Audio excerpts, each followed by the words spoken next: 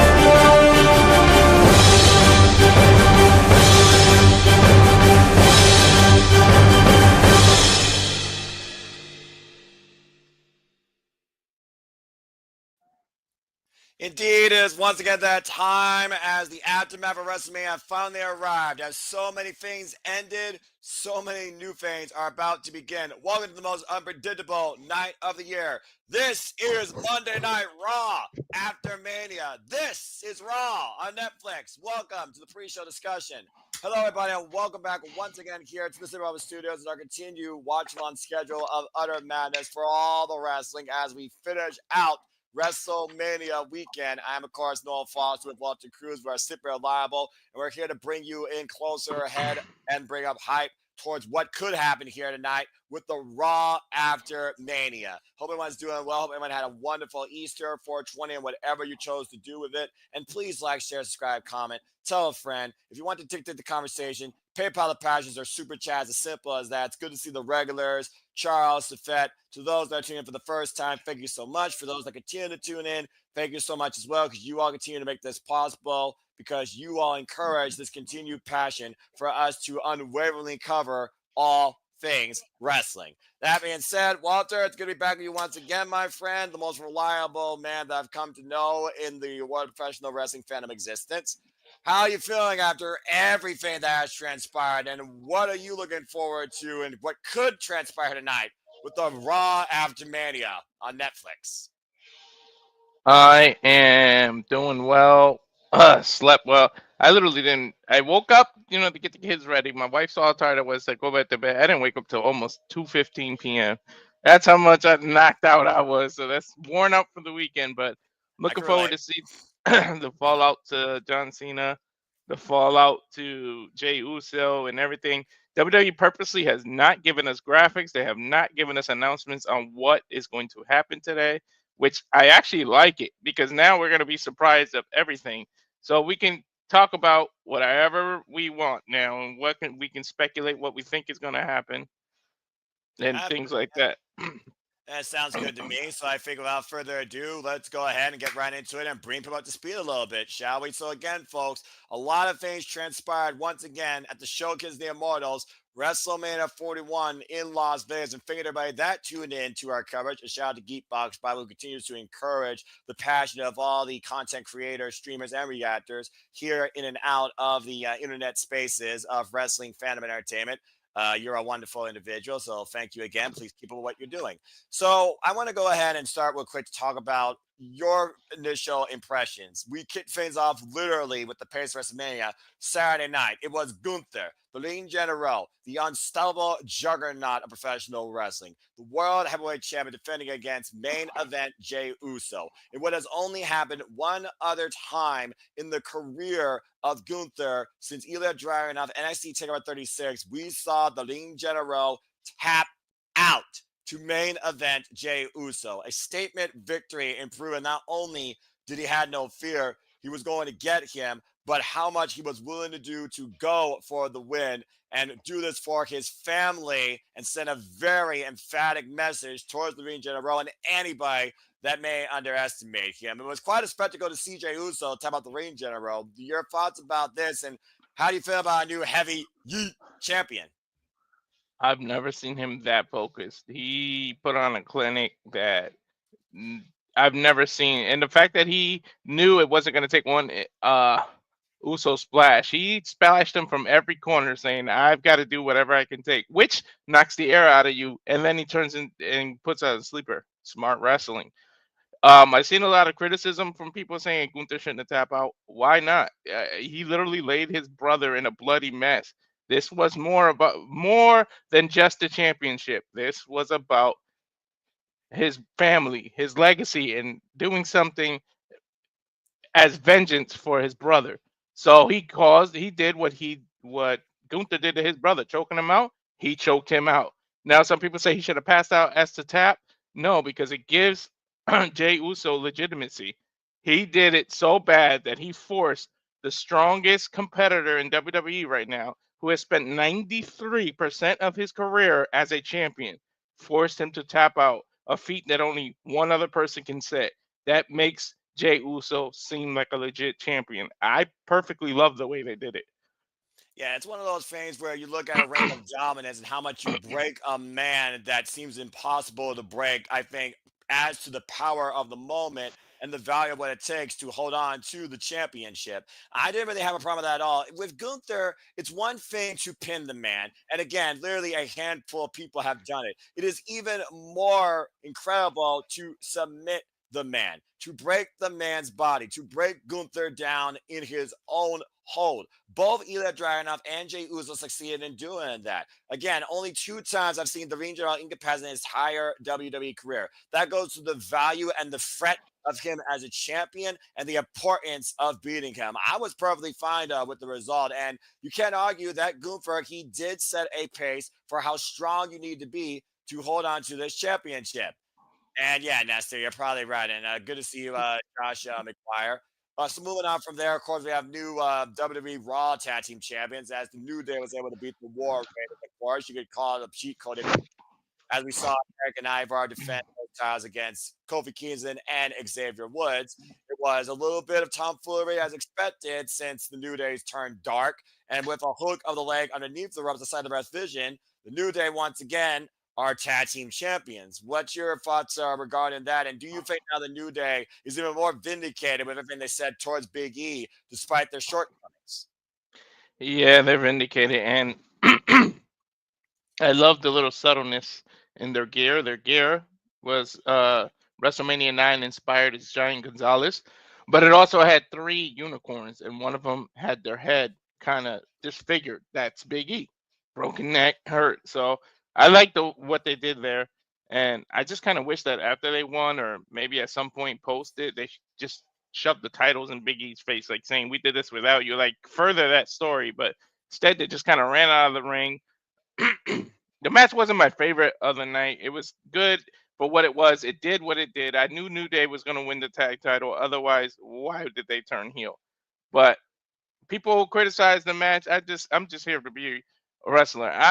I mean a wrestling fan. I'm not here to give grades and do this and do that. So that's Aaron. Well, yeah, Aaron does the grading after reviews. I don't I, have to yeah. review it. I just enjoy it. This is why he's my brother in all things professional wrestling, because he truly encompasses the Superman mentality of just your life and enjoy professional wrestling. And I want to give a shout out again, say yeah to No DQ as Aaron Ripp, of course, do his recap after Monday Night Raw on Netflix. Raw After Mania concludes, and again, for anybody that tuned in and was part of the No DQ Predictions League, Walter, you did pretty well. Shout out to our fearless friend, part of the team, Caitlin Bella, who won WrestleMania for the team. Congratulations to her, and stay tuned for the next event in the WWE Predictions League. That, of course, will be WWE Backlash that we will be covering here. Speaking of Backlash, I think it's safe to say there will be a ton of Backlash tonight in what many, I would think, would call probably the biggest betrayal right now in the modern era. Benedict Arnold's acts were not nearly as visceral or viral or threatening than what Paul Heyman did against his best friend and his tribal chief. Loyalty, family be damn. because Paul Heyman has now aligned himself with Seth freaking Rollins. It was a critical choice made by Paul Heyman when all three men were down, when he brought a steel chair in the ring, looked at CM Punk and Roman Reigns and their vulnerable states. And Roman Reigns is one guy you don't necessarily see emotion of conflict, fear, or possibly uncertainty. You could tell that he wasn't sure if Paul Heyman was going to literally give him that weapon. In the end, Paul with the subtle nod, he pushed the chair to CM Punk, set CM Punk up to literally take out the tribal chief as CM Punk says, I'm going to force you to deal with us. And he did, to a degree, till Paul Heyman stabbed his best friend again with a vicious low blow, said, you made me do this. He's my tribal chief, and presented Roman Reigns with the smoking gun. As Roman Reigns unleashed payback on CM Punk, he looked like finally a story was about to be done as he looked at a vulnerable Seth freaking Rollins back first, standing up against the ropes, shades of what happened over 10 years ago. Paul Heyman said, this is yours. The Shield, it's yours. He acknowledged it, and then he freaking stopped it. And we changed history as we know it. An emphatic low blow with force to the tribal chief, presenting the chair to Seth freaking Rollins, who sighed in relief if you looked at it closely. You thought we were going to get a sacrifice on the day of resurrection in the name of Seth freaking Rollins. It was the exact opposite. As Paul Heyman sat in the corner, let Seth hit Roman with that emphatic chair shot again to the back and curb stomp the tribal chief to win Saturday night's main event, as both Roman Reigns and CM Punk left on their own. Roman Reigns reduced now to an island of isolation, while CM Punk was left voiceless. Walter, what was your thoughts regarding that match and the fact now that Paul Heyman, as much as cockroaches survived nuclear disasters, Paul Heyman has said himself, he's been canceled and renewed 100 times over, will be canceled and renewed 100 times more over again. Paul Heyman has once again realigned himself with the best in the business. We got Paul Heyman with Seth Rollins. What did you think about this, and what do you expect to come next? I think Seth is part of the Cena family and the Rock's family. I think it's all gonna come into fruition. But match of the night, that triple threat was freaking awesome. All three of them, they got me with the false finishes. They got me with everything. I did say Seth was gonna win. I did say that was gonna happen. And after Raw, I was like, Seth went over. Let me change it. I changed my pick, although I still said Seth was gonna win. So follow your gut, man, because I shouldn't have did that. I would have had a perfect night. But anyways, Paul Heyman. When are people going to learn to not trust him? Like, how many times does he have to turn his back on everybody before somebody goes, can't touch that guy with a 10-foot pole? He has literally turned his back on every client he has, except maybe Curtis Axel. Like, seriously, and that's because he didn't even end Cesaro, because they weren't even worth being Paul Heyman guys. Yeah. So, well, Cesaro did. I just feel like they didn't book him right. But that's a different conversation. The jury's still out on that. exactly. But yeah, I expected this, and I can't wait to see. I would start with that because I would end with the John Cena, and yeah. So I would start with the whole Paul Heyman and Rollins, and maybe an explanation on that. Yeah, and again, And I want to see the fans' reaction. Are they going to boo this man now, or are they still going to do the That's what I would like to see. Well, I mean, again, WWE fans, professional wrestling fans, we all are very fickle. Logan James, good to see you. And of course, we're going to go into Sunday night's results and talk more about that here shortly. And that's a fair shout out. And we'll definitely keep that in tune. But to go off what you're saying, it is one of those things right now where not only has Paul Heyman betrayed pretty much every Paul Heyman guy, only one person in the history of Roman Reigns' career betrayed him. You know who that person is that stayed loyal to Roman Reigns in friendship? The AEW World Champion, Jon Moxley. Everybody else has somehow stabbed Roman Reigns in the back or gotten the better of him. And once again, Seth freaking Rollins has literally architected his way towards history I guess he must have had a plan B, but it does make me wonder how long was the fix in with Seth and Paul Heyman, considering we've seen this history of rivalry with CM Punk and Seth freaking Rollins pretty much the whole era right now since Raw's been on Netflix. So I really feel like that we are in for a lot of resets, and I'm very curious if CM Punk will have a rebuttal towards Paul Heyman and Seth. Will a pipe bomb actually be heard here in Las Vegas?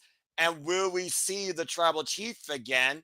Or is he literally gone and out of existence for now? It's a very unique atmosphere to think right now that CM Punk and Roman Reigns may not be involved in any sort of major talk ongoing, thanks to Seth Rollins' actions, who look to finally end Roman Reigns saying we don't need him and cut the cancer out of WWE that was CM Punk. How ironic, by the way, he comes in all white after the darkest of night, burning it down at WrestleMania, calling himself almost the savior of WWE, it seems. It's a very unique dynamic.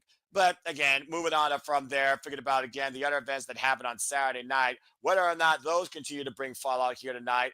Raw After Mania. We, of course, saw a storm arrive as Jade Cargill beat Naomi, and Tippy Time prevailed against the Queen, Charlotte Flair. And I believe that brings us. See how tired I am, folks. We also have a new United States champion as L.A. Knight. Yeah, he lost to the Samoan Werewolf. Jacob Fatu, talk about a wild night for the Anali bloodline. I'm just saying, and Haku couldn't be prouder. Let's go ahead and switch gears now. As we got about 8 minutes and 37 seconds according to my clock with Sunday. And thank you, Logan, for that initial thought. And DJ Mutkeen, we'll definitely talk more about that here shortly as we go in order.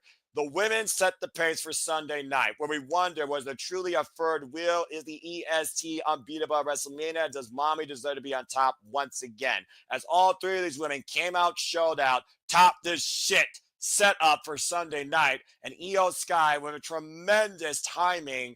It was incredible back and forth trios contest, of course, amongst all three of these top tier stars in WWE. We thought that the EST was going to win after cracking the whip against Rhea and hitting her with the kiss of death, but a perfectly timed over the moonsault, Io Sky pinned Bianca Belair and retained her WWE Women's Heavyweight Championship. She also made his becoming the first Joshi, I believe, in WrestleMania history, if not in over 2 decades, to win at WrestleMania. She also continues to be undefeated in triple threats. Rhea has yet to beat Io Sky, and Bianca Belair has lost at WrestleMania for the first time. Walter, what's your thoughts towards that in the future for Io Sky WWE Women's Heavyweight Championship? To Logan James' point, and shout, we're quick to Rock and Roads! Appreciate you, brother. Thanks for being part of the shenanigans last night. Logan James talking about he makes Julia makes sure to face Io Sky. We did see Julia, beautiful madness, of course, at Stand Deliver, unable to beat Stephanie Valkyria for the NXT Women's Championship, and we did see her involved in the Royal Rumble. So, do you think there could be some merit in this possibly happening tonight? What do you think's next for the champion? She is the first Japanese since oh god, now I can't even remember who it was, but he won in a pre-show way back. Yeah, it was over 20 years ago. That was the last time a Japanese person won at Mania, and it was a pre-show. This is the first time somebody did it on the main roster, and I could I'm going to correct you. You said they thought that Bianca was going to win. JJ thought that because I said Io was retaining. She was Same, dude. too. She was too pushed to the side and being the third wheel that I knew both of them were too focused. And the fact that she pinned the undefeated Bianca Belair, there's no excuse now. Bianca got pinned, which leads you to think that if it was one-on-one, she could have actually beat Bianca. If it was one-on-one like it should be, until Mommy cried her way into this match. Love Mommy, but you bitched your way into this match. And that's a very heelish move. Like, the fact that people love her and it's her. But I can't wait to see the future of what Io does. And I feel like she deserves a good run now. Like, please let her have a good run. I really feel like either I like that comment that Julia may be the one to challenge her. I feel like it's going to be another Japanese person. I really feel like, and I said it yesterday, mark my words, Asuka will come back. You would think that they're going to get back together, and no, she challenges her. I don't know if they stay face to face or one of them turns heel, but I feel like Asuka's going to come back and she's going to continue the Japanese history. Asuka's going to be the one to beat Io. Definitely, Kairi Sane might be another person to put out there in the equation. As Kairi Sane, of course, watched on as Io Sky won. Of course, Kairi Sane, Sorry to interrupt. Kyrie Sane has been hitting the dude. She gained at least 15 pounds of muscle. She is built right now. Have you seen recent pictures of her? No, I haven't. Holy shit, she is huge. Go ahead and tell. I'm gonna try to find a recent one. Yeah, about to say, as Walter gives us a bit of a bodywork shot for, of course, the Pirate Princess Kyrie Sane. It is one of those things where I do think Walter has his key point here because it is one of those things to DJ Mutt King's point that Oscar might have been at the top. But again, between emotional, personal turmoil, and injury, that's one of the risks that happens in this business where you might lose your spot. But somehow Paul Heyman continues to always find his way to stay at the top of the business. Io Sky, again, felt highly underappreciated, proved everybody wrong. Maybe people only want to be Bianca Belair and Rhea Ripley, but Io Sky deserves being in the equation with the top echelon of the best female athletes here in the world of sports entertainment, and I think she proved that Sunday night. It's one of those things where your drive is to prove you're the absolute best. I think it's even more influence when nobody thinks you are the best. So you tell them to shut up and watch me. And that's exactly what Io did. I couldn't be more happier for Io Sky. I also picked her. Former daughter Stam, of course, endorsed by Antonio Inoki. So congratulations again to the champion. And as far as Julia showing up, we know that you never know who could show up here on Monday Night Raw. We know Roxanne's called out the NXT Women's Champion. Julia is no longer the NXT Women's Champion.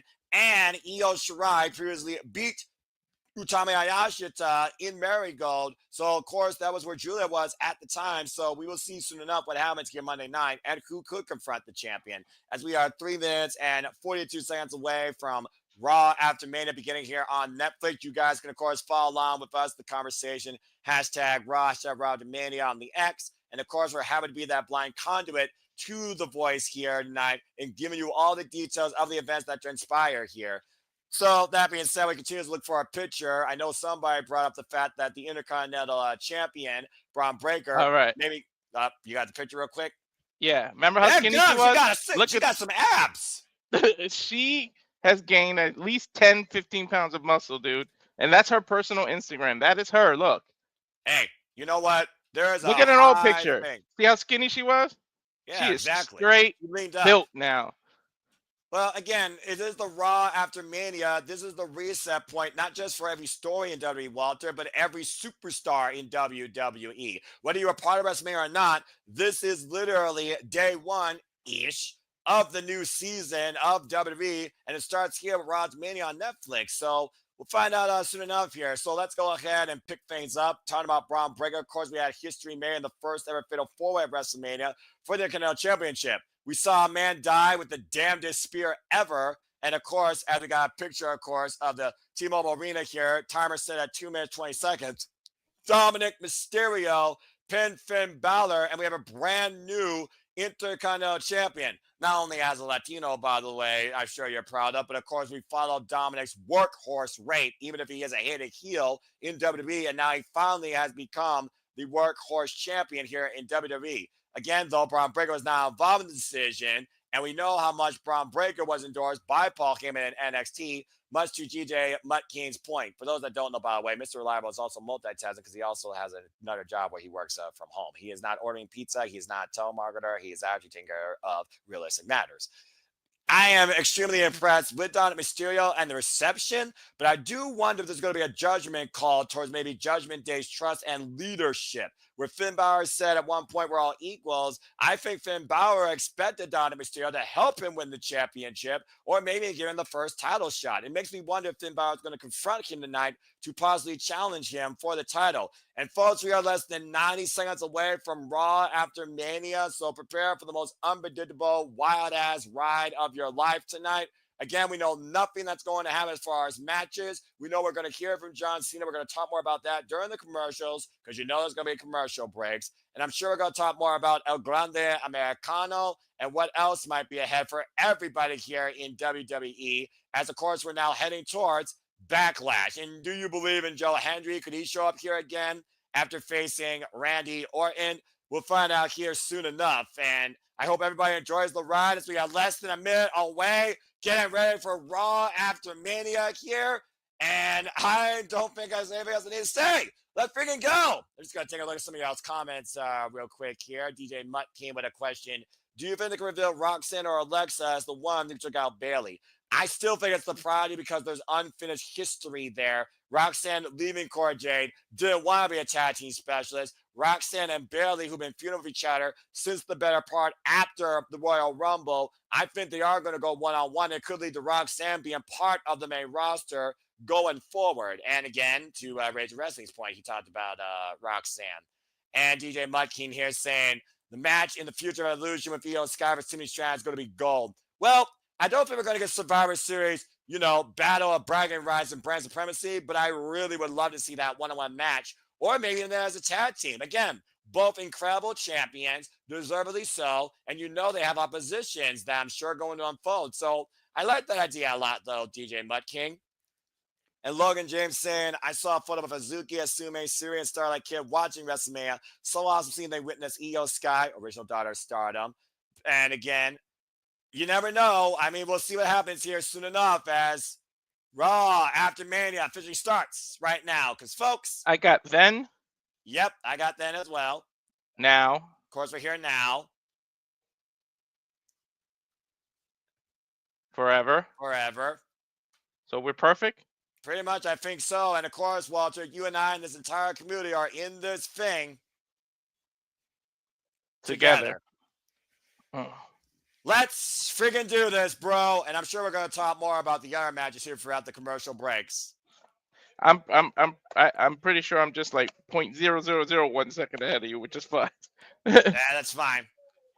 And of course, we are back here once again. You are looking live at a beautiful sunny day in Las Vegas, T-Mobile Arena, Las Vegas, Nevada, the host of WrestleMania. This is Raw on Netflix, and welcome to the Raw After Mania, the most unforgettable night of the year in the WWE calendar year, in what was a tremendous two-day showcase at Allegiant Stadium at WrestleMania. As we get a little bit of a recap. Since they're giving that promo, I want to say one thing. People are criticizing how John Cena and Cody weren't the greatest match and it fell flat. And even I have said it, but the more I thought of it, one of the main reasons he went heel is that he said he wants to ruin wrestling.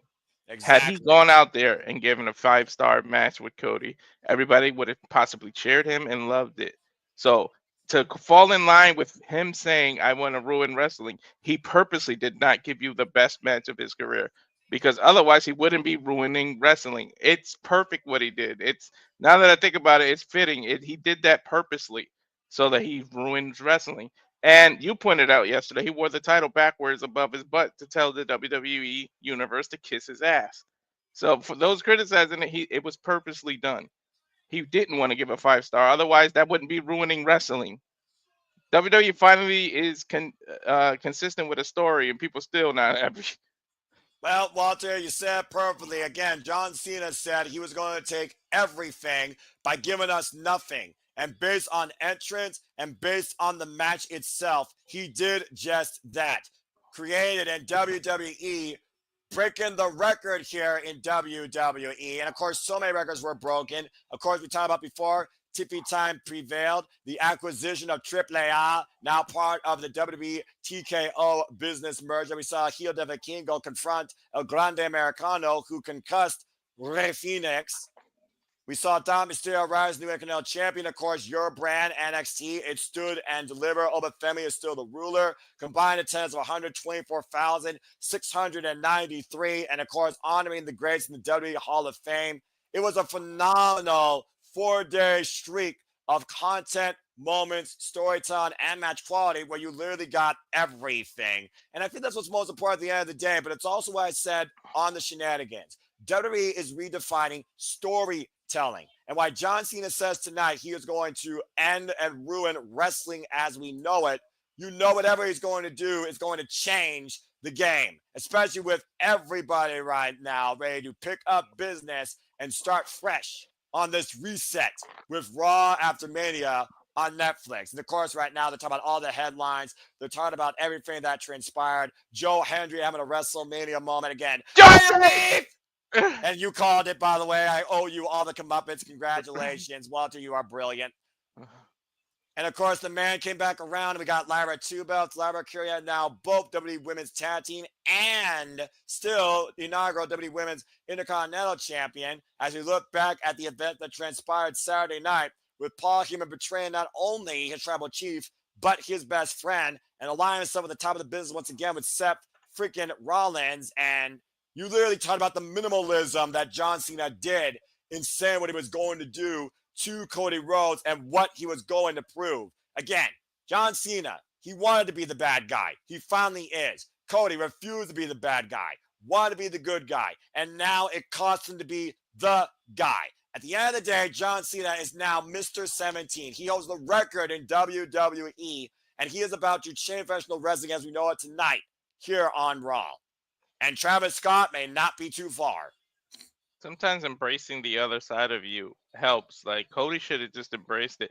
He already hit John Cena with the crossover twice on promos. He battled him. He talked crap about him. What would have been the difference of hitting him with the title? Like he was his own worst enemy. Like I don't understand that conflict he had when he already has proven that he can show a different side of him. And again, as we just talked about during our pre-show and what you just pretty much capped, there you see, I don't even know what you call him anymore. Is he an advocate? Is he a manager? Is he a leech? Is he the devil walking? Is he still the wise man? There you see Paul Heyman with Seth freaking Rollins. Looking like Dick Tracy with that yellow suit, but he's an architect advocate. And of course, the brand new WWE Women's Tag Team Champions, the man Becky Lynch, of course, alongside Lara Valkyria, and of course, the champions have put in their contractually obligated rematch. We will see Becky and Lara defend those titles against the very women they beat, Raquel Rodriguez and Liv Morgan Knight on Monday Night Raw. He could be the Curious George to the man with the yellow hat because that's what Seth looks like too. Yeah, well, how curious are you with Dominic Mysterio when it comes to his first defense for the Intercontinental title? Because tonight he goes one-on-one with Penta and Cyril Miero. Oh, shoot. I'm glad they didn't pre-announce everything. I'm liking this. And so far, this is a great outlook so far. And of course, yeet! There's our new World Heavyweight Champion, Jey Uso. The man did adorn in the black and gold. First day for main event Jey Uso leading Monday Night Raw. And we go inside a T-Mobile Arena. What are we getting off with? Seth, please. I know. Cena. Oh, shit. 2 words, 1 man, no flash pizzazz, but our 17-time undisputed WWE champion, John Cena. Indeed, you can see him, but he refuses to see all of you. Hello, everybody, and welcome back once again to Survivor Studios as we are talking about Raw After Mania. This is, of course, Monday Night Raw on Netflix, the most unpredictable Monday night of the year. Walter Cruz, Noah Fawcett, we are super reliable, and we are happy to bring you our coverage of reactions and be the conduit to you in the events that transpire tonight with Raw on Netflix. Again, Walter, John Cena did it. He said what he was going to do. He did it by doing literally as minimal as possible. And now he's the 17-time WWE champion who says tonight he's going to ruin wrestling. And he has that 17, which I called on the side plate. Literally, didn't I call that we're going to do that for the title? You did. And I bet you they bring back the old one. Beating Randy Orton, Triple H, and the Nature Boy himself, Ric Flair. John Cena now can be called the greatest of all time in WWE, winning number 17. And again, the last time is now. He said he was going to take this home forever. But what does he mean by ruining wrestling forever with that statement? What backlash is to follow tonight? And will we see somebody confront the new undisputed WWE champion? Because he's going to be the last undisputed champion. I'm hoping it's Randy Orton in his hometown of St. Louis next month. And there you are. There's that. Look at that side plate. This is number 17. Yeah, he's going to tell you it loud and proud. And you got to consider, no matter what, based on the character, John Cena deserves this, even if he's going to pretend that he didn't necessarily had to hear us say that.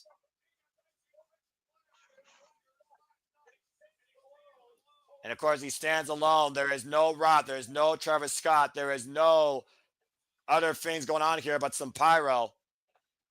He cuts the music. And it looks like John Cena is about to speak. He's pointing at something. I'm telling you, I get the feeling he's going to end up bringing back that spinner with the 17 in the middle. He's That's asking a for new. a mic. Yeah, but he's actually asking for somebody to come in the ring. It looks like with a mic. I think that's the new ring announcer they hired on SmackDown. Uh, And Nick Nash or whatever. But wait a minute, yeah, they're having him stand on the apron with the microphone. I don't know. Is he gonna force him to reintroduce him? I don't know, but John Cena's taking it in right now. Again, the chance that have really defined John Cena's career, Walter. Let's go, Cena. Cena sucks. Really This is quick, a can you very good hear? atmosphere. Can you hear my feed? No, Okay, because I want to try to hear what he says. That's why I asked that. that's fair. And I'll let you be the transcript then. It looks like he's finally bringing him in the ring. And I'll go ahead and do the banner. Let's hear what's on the mind of the last real WWE champion.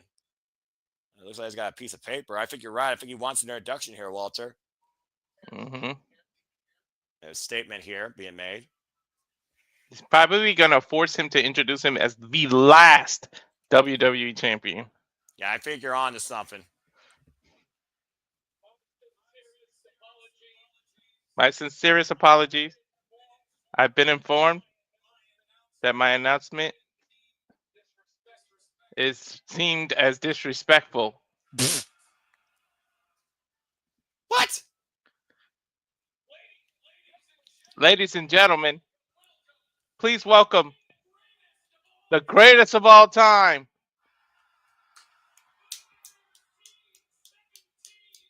the now 17, embracing Las Vegas with his presence, the last real champion, John Cena. I told you he was going to force him to say the last one. Yeah, I'll give this Nash guy credit. That was not bad. Uh-huh. Not more information needs to be needed after that introduction. Mm-hmm. He's bringing him back up? Does he just want the mic this time? Yep. All right, let's hear it from the man himself. You be the transcript, Walter. See what we got to say. Just holding up the title right now. The 17 plate. Rewrite history.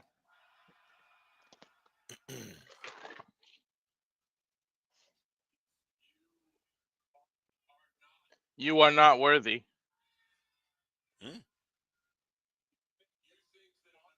You think that on Friday you can bully me.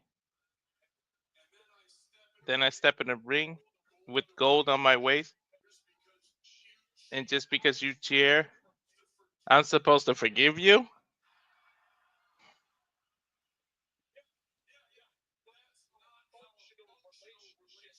That's not how a functional relationship works. You think that's the way you treat your wife? No, it's not. I wouldn't know. I've never been married. It's not. He's right. Is that the way you're going to treat a kid as a parent? That's not how a functional relationship works. Just because you show up in a good mood, and I'm going to still tell you to go straight to hell. Damn.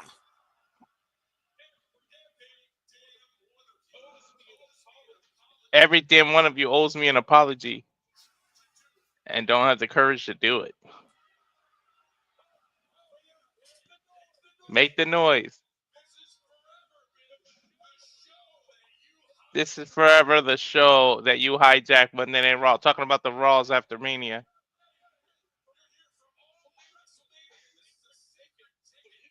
You're here for all of WrestleMania. This is a big, expensive tickets that you get to take control, right? All of you have gone soft. And now he got them to say Cena sucks. No, the crowd is literally chanting, "We are sorry, Walter." Oh, now they are apologizing. That's a first. You are sorry. Bunch of sorry sons of bitches. I bet you he'll say some shit like that. For those trying to make it out at home, he said, "We are sorry." Let me do a quick once over. Hey, you're right. You're right, Walter. We aren't sorry. Yep, that's a group of the sorriest low lifes I've ever seen. I told you he was gonna say something like that. I just put oomph in it. He didn't.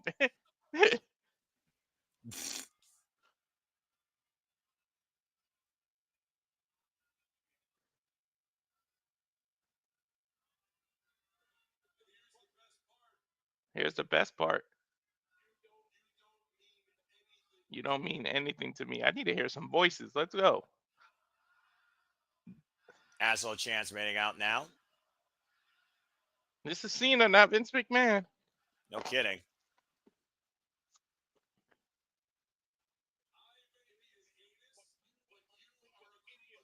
I may be an anus, but you're a group of idiots. 25 years, you've called me so much worse. I've taken your best shot and always come back. What makes you think you're going to be the crowd that cracks me right here, right now? Huh? Go ahead, you mean nothing to me. Your noise means nothing to me.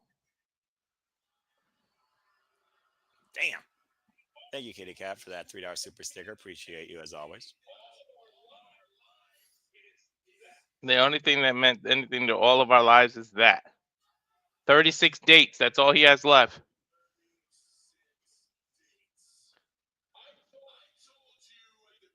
I told you at the beginning of the year.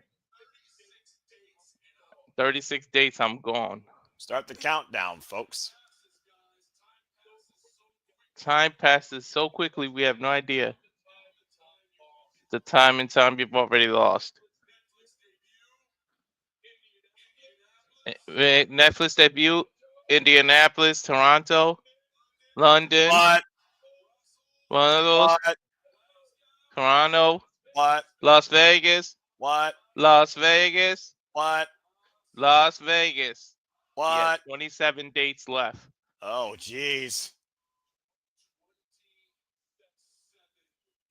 He 36 with the total. And we're already down 27. He said not matches, appearances. Not matches.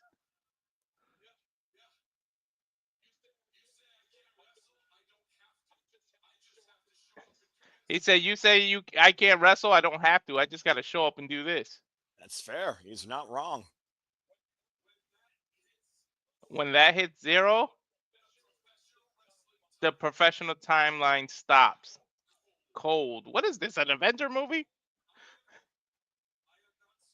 I'm not stupid like you. I know there'll be another Monday Night Raw. I know they'll decide another champion. But the title held by Bruno Sammartino, the title held by Roman Reigns for over 1,000 days, the title by CM Punk, the Game, Heartbreak Kid, Stone Cold Steve Austin, comes home with me. I am the last real champion. So he's literally trying to cut off the lineage for the title. Take it home and take That's it what he means. That's what he means by ruining wrestling. He said this was the hard part. The rest is the cakewalk. All I got to do is keep playing you like the puppets you are.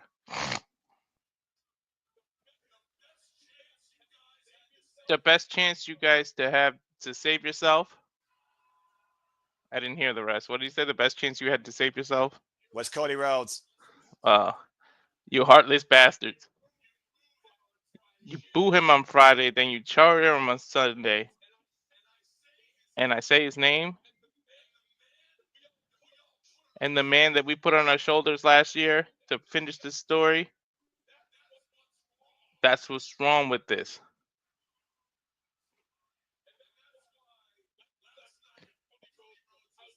That's why last night Cody Rhodes was outshined, outclassed, out wrestled, and flat out destroyed.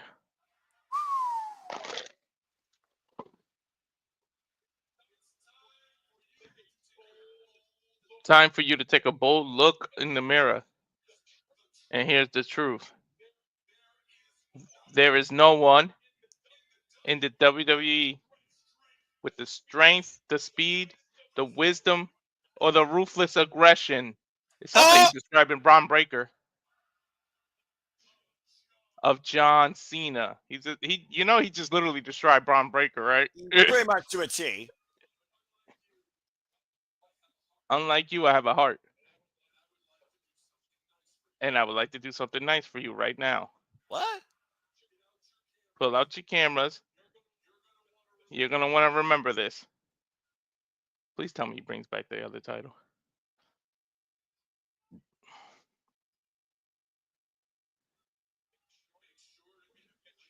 Make sure to get a great picture. Because the last champion is here. And Randy Orton just popped up behind him. John Cena! Oh, RKO Randy Orton! Out of nowhere! He literally slithered in the ring out of everywhere. Out of nowhere, I should say. I guess John Cena didn't hear those voices. And out of nowhere, an old rivalry renewed. The three most dangerous letters in WWE just dropped the last real champion in the middle of the ring. Oh my God! And look how he's holding that title. Orton gonna seek his 15th. And stop John Cena from taking all that history. Mm-hmm. I think we just got our main event for Backlash. Yep. How many times have you seen that type before, Walter? Yep. We've seen that 13 other times. Or 14. The last real champion has 28 dates left, and the next date very well might be in the Vipers' hometown, St. Louis, Missouri, as Randy Orton might look to add to his legacy and preserve the continued legacy of the WWE history. Randy Orton just dropped John Cena. Like a bad habit. About to say, John Cena is not the only OG here that literally personified themselves to such a personification of Cerebro with wisdom beyond their years. Let's not forget how many times the Viper Randy Orton, Legend Killer, WWE's Apex Predator, has gone to war with John Cena over that championship. Listen to the crowd sing his entire theme. In this alternative universe, John Cena is the heel, Randy Orton's the face. I just want to put that in perspective. Right? Man. Kitty Cat thinks he might do it. He destroys him and forces him to go back face. I think he won't go face till almost his last date, maybe 27 days from now. Well, again, Randy Or Orton. 27 dates. 20, yeah, make sure you got that right. 27 dates, not days, folks. But thank you, Randy Orton, again, on the most unpredictable night of the calendar year. Monday Night Raw on Netflix starts off with a bang, and John Cena right now has literally given us a deadline to the end, why Randy Orton might look to stop it. Be interested to see how this develops and what Nick Aldis and Adam Pearce decide right now. Again, still so much more to figure out and cover here, as that was just opening segment, folks. And thank you, Walter, for the transcript. As, of course, we go back to Saturday, Walter. Bailey was taken out backstage ahead of Lyra and Kerr challenging Liv Morgan and Raquel for the tag titles. But the man came back to town, back to business, and helped Lyra win her second championship. Lyra 2 belts, thanks to previously Becky 2 belts. The man and Lyra rule the WWE Women's Division. Of course, finally getting revenge on Liv Morgan after we haven't seen the man for a year. After Liv Morgan beat her in a steel cage and, of course, beat her for the Women's Heavyweight Championship. Redemption found by Becky Lynch. I'm not the biggest Liv fan, but she had one of the best outfits in WrestleMania. And well, it looks like we're going to Liv, go. Well, it looks, yeah, about to say, you watch her all the time, about to watch her again. Let's see if she can actually, once again, get revenge. Time for a WWE Women's Tag Team Championship rematch. They're going to give us a rematch? I didn't even see they announced that. Yep. I think the ring announcer was a little bit stuck to your point.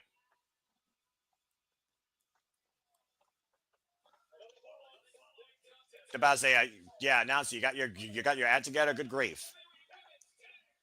I think he was also dumbfounded by John Cena. All right. Whew. Man, talk about a red hot start. So they're gonna challenge Becky and Liv. Yep, I Liv mean Morgan. Becky and Go ahead. Becky and Lyra. That's correct.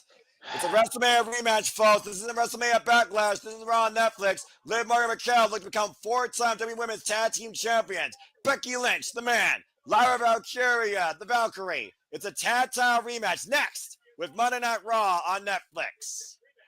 Okay, and whoever wins is going to defend the title tomorrow. Correct. Of course, you and JJ will be calling, of course, the NXT after WrestleMania. We know that Gigi Dolan and Tam Paxley will challenge the winners of this match for those Women's Tag Team Champions tomorrow in NXT. After we have a commercial break, fuck television, fuck streaming. But we can go ahead and regroup ourselves. Again, I want to acknowledge Kitty Cat in the chat. Thank you again for that $3 super sticker. Always appreciate you. Great friend here of the Super Reliable Studios. Well, Walter, you gave the transcript. So what did you think about everything John Cena said and where he's trying to literally halt, in your words, the WWE timeline? Time waits for no man. Time is ongoing, but John Cena feels like he could literally halt it altogether if he gets through these remaining days and takes home that championship. And of course, right now, he's also on the phone. So we'll get the rebuttal from him real quick after he's done with that. Let's go ahead and take a look at your comments here real quick. That's funny. Daddy's home. We know mommy might be also in the house. And it took them 20 years to sing Voices. And again, beautifully done. Again, the 3 most dangerous players in WWE, RKO. And boy, did John Cena learn that once again the hard way. And Matthew talking about how Liv is supporting her squeeze. Of course, Dirty Dominant Mysterio will be defending his Intercontinental Championship later on tonight, this evening. Shout out to the big baller, Big G. Hey, my brother. Well, thanks for tuning into our coverage. Always appreciate you as always. Following folks on the social medias. And of course, he is always happy to be here and always happy to engage with wrestling. Good to see the baller in the chat. Hope he and his family are doing well. Appreciate it as always. And again, hey, folks, go ahead, Walter. I was just saying, hey, Big G. There you Happy belated birthday. Yeah, about to say, I hope you had a wonderful birthday. And again, everyone had a wonderful Easter weekend, whether you pumped it up, went egg hunting, or enjoyed WrestleMania, or a combination of all three, or something else outside of that. And thank you all for bringing us into your Monday evening as we get things back to normal here, and what truly feels like for everybody a reset. Hope everyone's having a good time. Please subscribe, comment, and tell a friend. We're up to a red hot start so far. We got WrestleMania Backlash ahead with the WWE Women's Tag Team Championships on the line here when we come back from this commercial break. And as I was asking you, Walter, what do you think about John Cena's declaration come the end of the year? If he's still the champion, he will halt the timeline and take home the WWE legacy as we know it. It makes sense. But you know what? Technically, after the Undisputed Championship and everything, and they combined it, that might not be the same title that everybody had. It's designed to be, but after the Universal title and everything they did, I think the timeline was already reset. But that's neither here or there. Yeah, there's definitely a certain aspect to that. And Big G saying, y'all killing it. You guys made so many. Thank you once again for the kind words. And thank you to those that acknowledge our reactions where we stream all the biggest shows across all things wrestling. Again, after tomorrow night, stay tuned. As of course, we'll be back here with Sleep Predicting Thursday night with TNA Rebellion. And of course, you can cash in that we are not letting up anytime soon with our reactions and coverage. And we go back to the City of Angels with a double feature on that Saturday, Walter. Not only do we have Worlds collide with AAA and NXT, but we have Money in the Bank to see who can cash their way to the future championship opportunity. Who will stand above the rest in Los Angeles, Saturday, June 7th. Stay tuned for more on that, folks. Do not put it past somebody to cross over from AAA to be in that Money in the Bank ladder match. And of course, WWE, of course, coming to us from the Intuit Dome with the Netflix era, of course, literally began. Again, Los Angeles, California, Saturday, June 7th. Worlds Collide, AAA, NXT, 3 p.m. Eastern Standard Time for the Kia Forum, and Money in the Bank from the Intuit Dome, 7 p.m. Eastern Standard Time. There we go. Gabriel Iglesias, Fluffy. Man, he came to the casino half hour away from me, and I freaking couldn't go because I had to work. But man, I still want to see him in person. About to say, I think you and him would hit it off very easily, Walter, being perfectly honest. Of course, the I don't stars know are out who Rana tonight. Takubati is. Yeah, Rana Nadu now streaming on Netflix. Of course, we are in the Netflix era, and the stars are out here. And there's the Pat McAfee show crew taking it in front row at ringside. Boy, Pat McAfee's been busy this week, and I'll tell you that much. Dadgum. Oh, Raquel shouting them out. Well, They let's got be fair. Let's be fair here, Walter. Michael Cole and Pat McAfee, and speaking of your NXT, there is the future challengers, Tatum Paxton and Gigi Dolan in the audience. Michael Cole and Pat McAfee were very biased, but straightforward, saying, Liv Morgan, you're scared. I think there's a lot of truth to that we saw last night. As we welcome the man back home on Monday Night Raw, the man's come back to town, and it's time to hit the big time. And it's Jeff, so good to see Lyra. Big G, to your question, not tonight, tomorrow. Look how she's already taken over. Why they got to come out to her theme? Well, I mean, you never know. I mean, again, it's a reset, dude. So anything could happen. Becky 2 belts now alongside Lyra 2 belts, the woman that took the NXT Women's Championship and the woman that Becky Lynch has literally endorsed as the pioneer to lead this business. Who had she had a title. Went the last time she went to NXT to defend it, she lost. So if she wins here, guess what? She's got to face that demon tomorrow. And of course, Lyra Valkyria, the inaugural WWE Women's Intercontinental Champion, beating Dakota Kai, defended successfully 4 times, including against Raquel Rodriguez. Why Becky Lynch got her revenge against Liv Morgan. And of course, 1 year ago, she was previously challenging for the WWE Women's World Heavyweight Championship. You gotta wonder, even though Becky Lynch is a tag team champion, does she want to be a double champion once again? And maybe she has sights on Io Sky's prize. Maybe. Oh, also, correct me if I'm wrong. The last time she went down and lost the NXT title, wasn't it to Lyra? That's exactly right. And that's what launched Lyra in the stratosphere. We are literally just under 1 year when Lyra Valkyria was drafted to Monday Night Raw. And in 1 year, she made the finals of the Clean and Lean tournament. She became the inaugural Intercontinental Championship. She had her first WrestleMania moment alongside Becky Lynch, and she comes into Monday Night Raw as a double champion. We can possibly live in the world where Becky has the Intercontinental Women's Championship and Seth has the World Heavyweight Championship in a crazy power couple if they play their cards right. Well, we know that WWE loves to slow burn things, and we'll see soon enough as, again, everything resets starting tonight, despite what John Cena is trying to do and stopping the timeline. Bell Reigns are underway for this WWE Women's Tag Championship contest, and you know Liv Morgan was going to be pissed off, immediately going after the man, Becky Lynch, in the corner, as Liv Morgan did not have her WrestleMania moment. Wait a little time. Liv Morgan, of course, like I said, the former WWE Women's World Heavyweight Champion, a 3-time WWE Women's Tag Team Champion. All 3 of those reigns was with Raquel Rodriguez coming out hot with the shotgun dropkick. Here's the cover, hooked in her leg, got a 2 counts. Her moment was looking up at the lights last night. And you can tell Liv Morgan wants to win this back quickly. I don't think Liv Morgan wants to be in the ring anymore with Becky Lynch than she has to. Shout out to Michael Cole, Pat McAfee, Kathy Kelly, Jackie Redmond, and Mark Nash, the Raw correspondence team here, Raw on Netflix. Do you actually think they would do that? Do all that? Make Becky come back just to lose the title a day later? I don't think they're winning back the titles tonight. Yeah, I don't know if it was smart for the champions to cash in so soon with the momentum that Lyra's been riding on, blind tag made by Lyra. But again, maybe Liv has a plan. We don't know. I mean, she might be on a new revenge tour for all we know. Nice double hip toss here by Lyra and Becky. Lyra now legal, by the way. I mean, Judgment Day facing a lot of problems with what happened between Carlito and Finn Balor already. So are their minds even focused on the titles right now?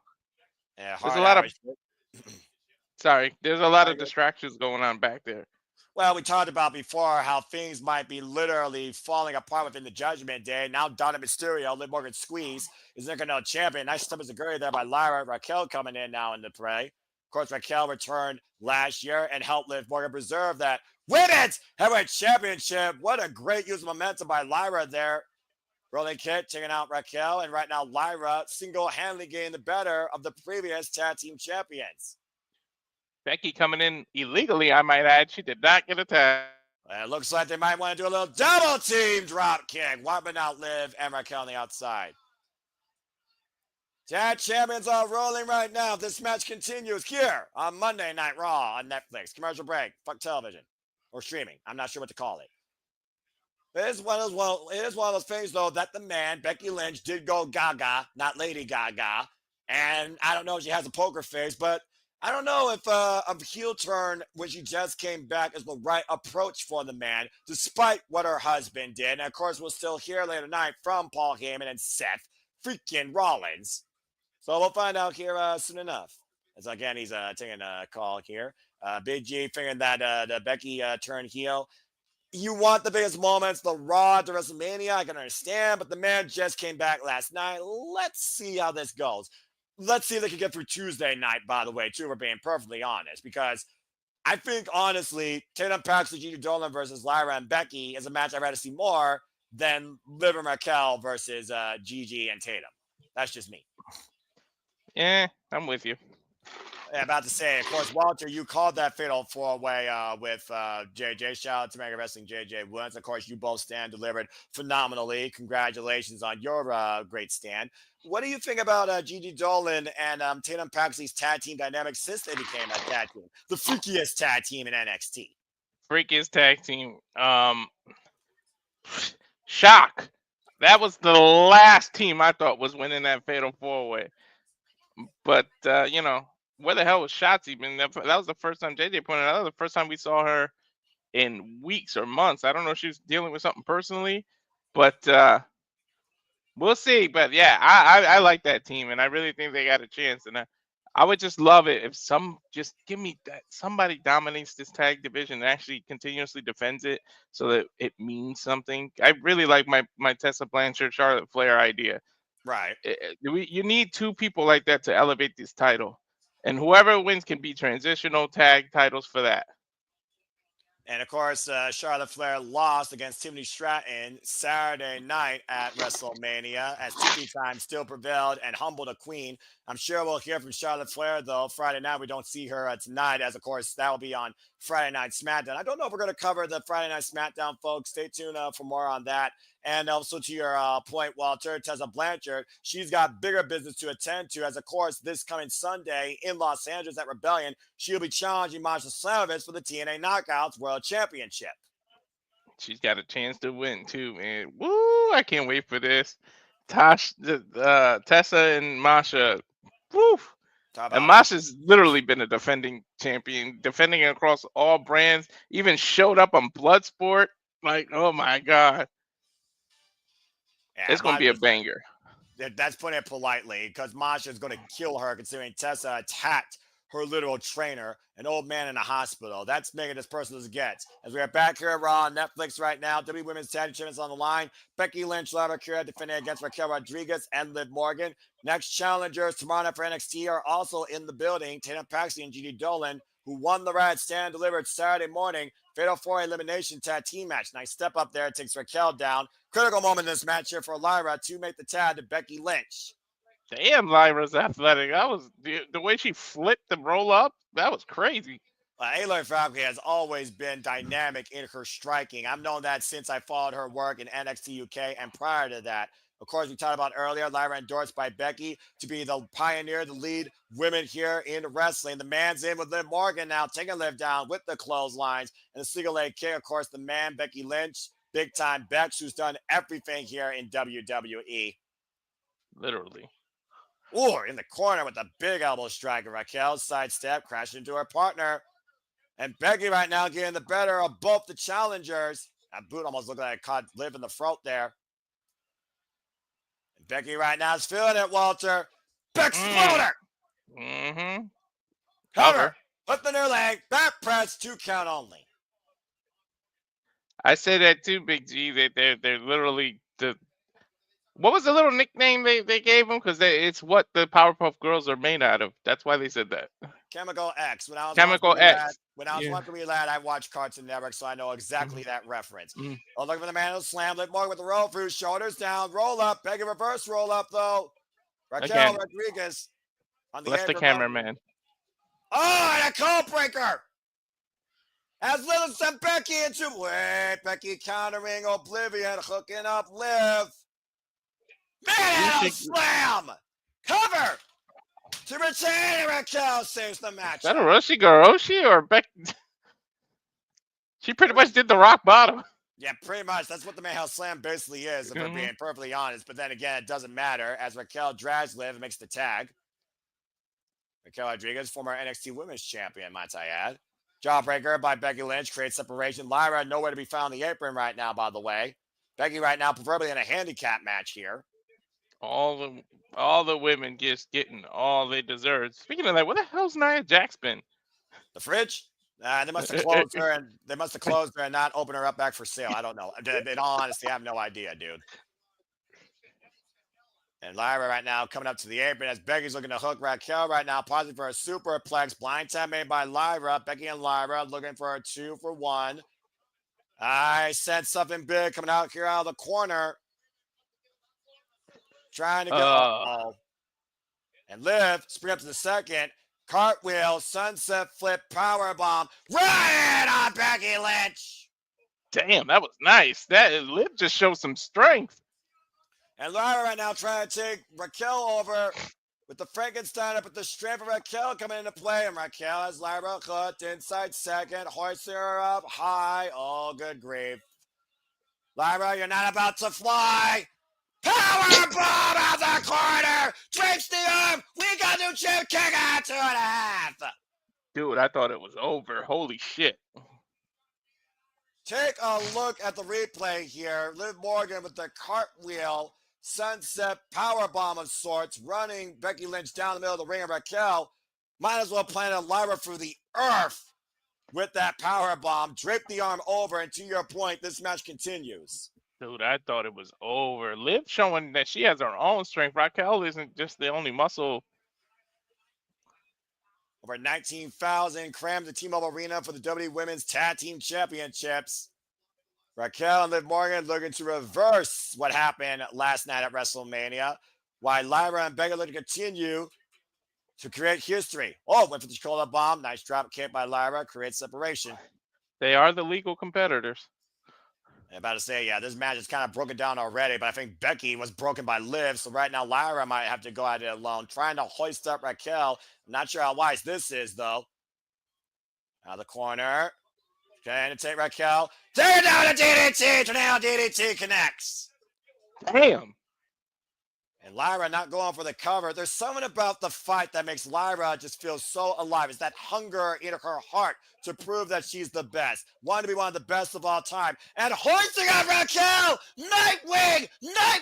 Cover! And Liv puts Raquel's foot on the bottom rope. You gotta be kidding me. Cheater! And now Becky running into Liv in the ground and pound the outside. That bad blood point over from last year. Becky Mano slam counter. Face first to the ring post goes the man. And Valkyria, though, takes out Liv on the outside. Non-legal competitor.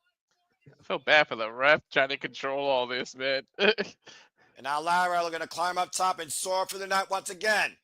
Raquel but got out of the way. Might treat the knee. Big boot by Raquel. Might took Lyra's lights out. Cover to regain the titles. Kick at 2.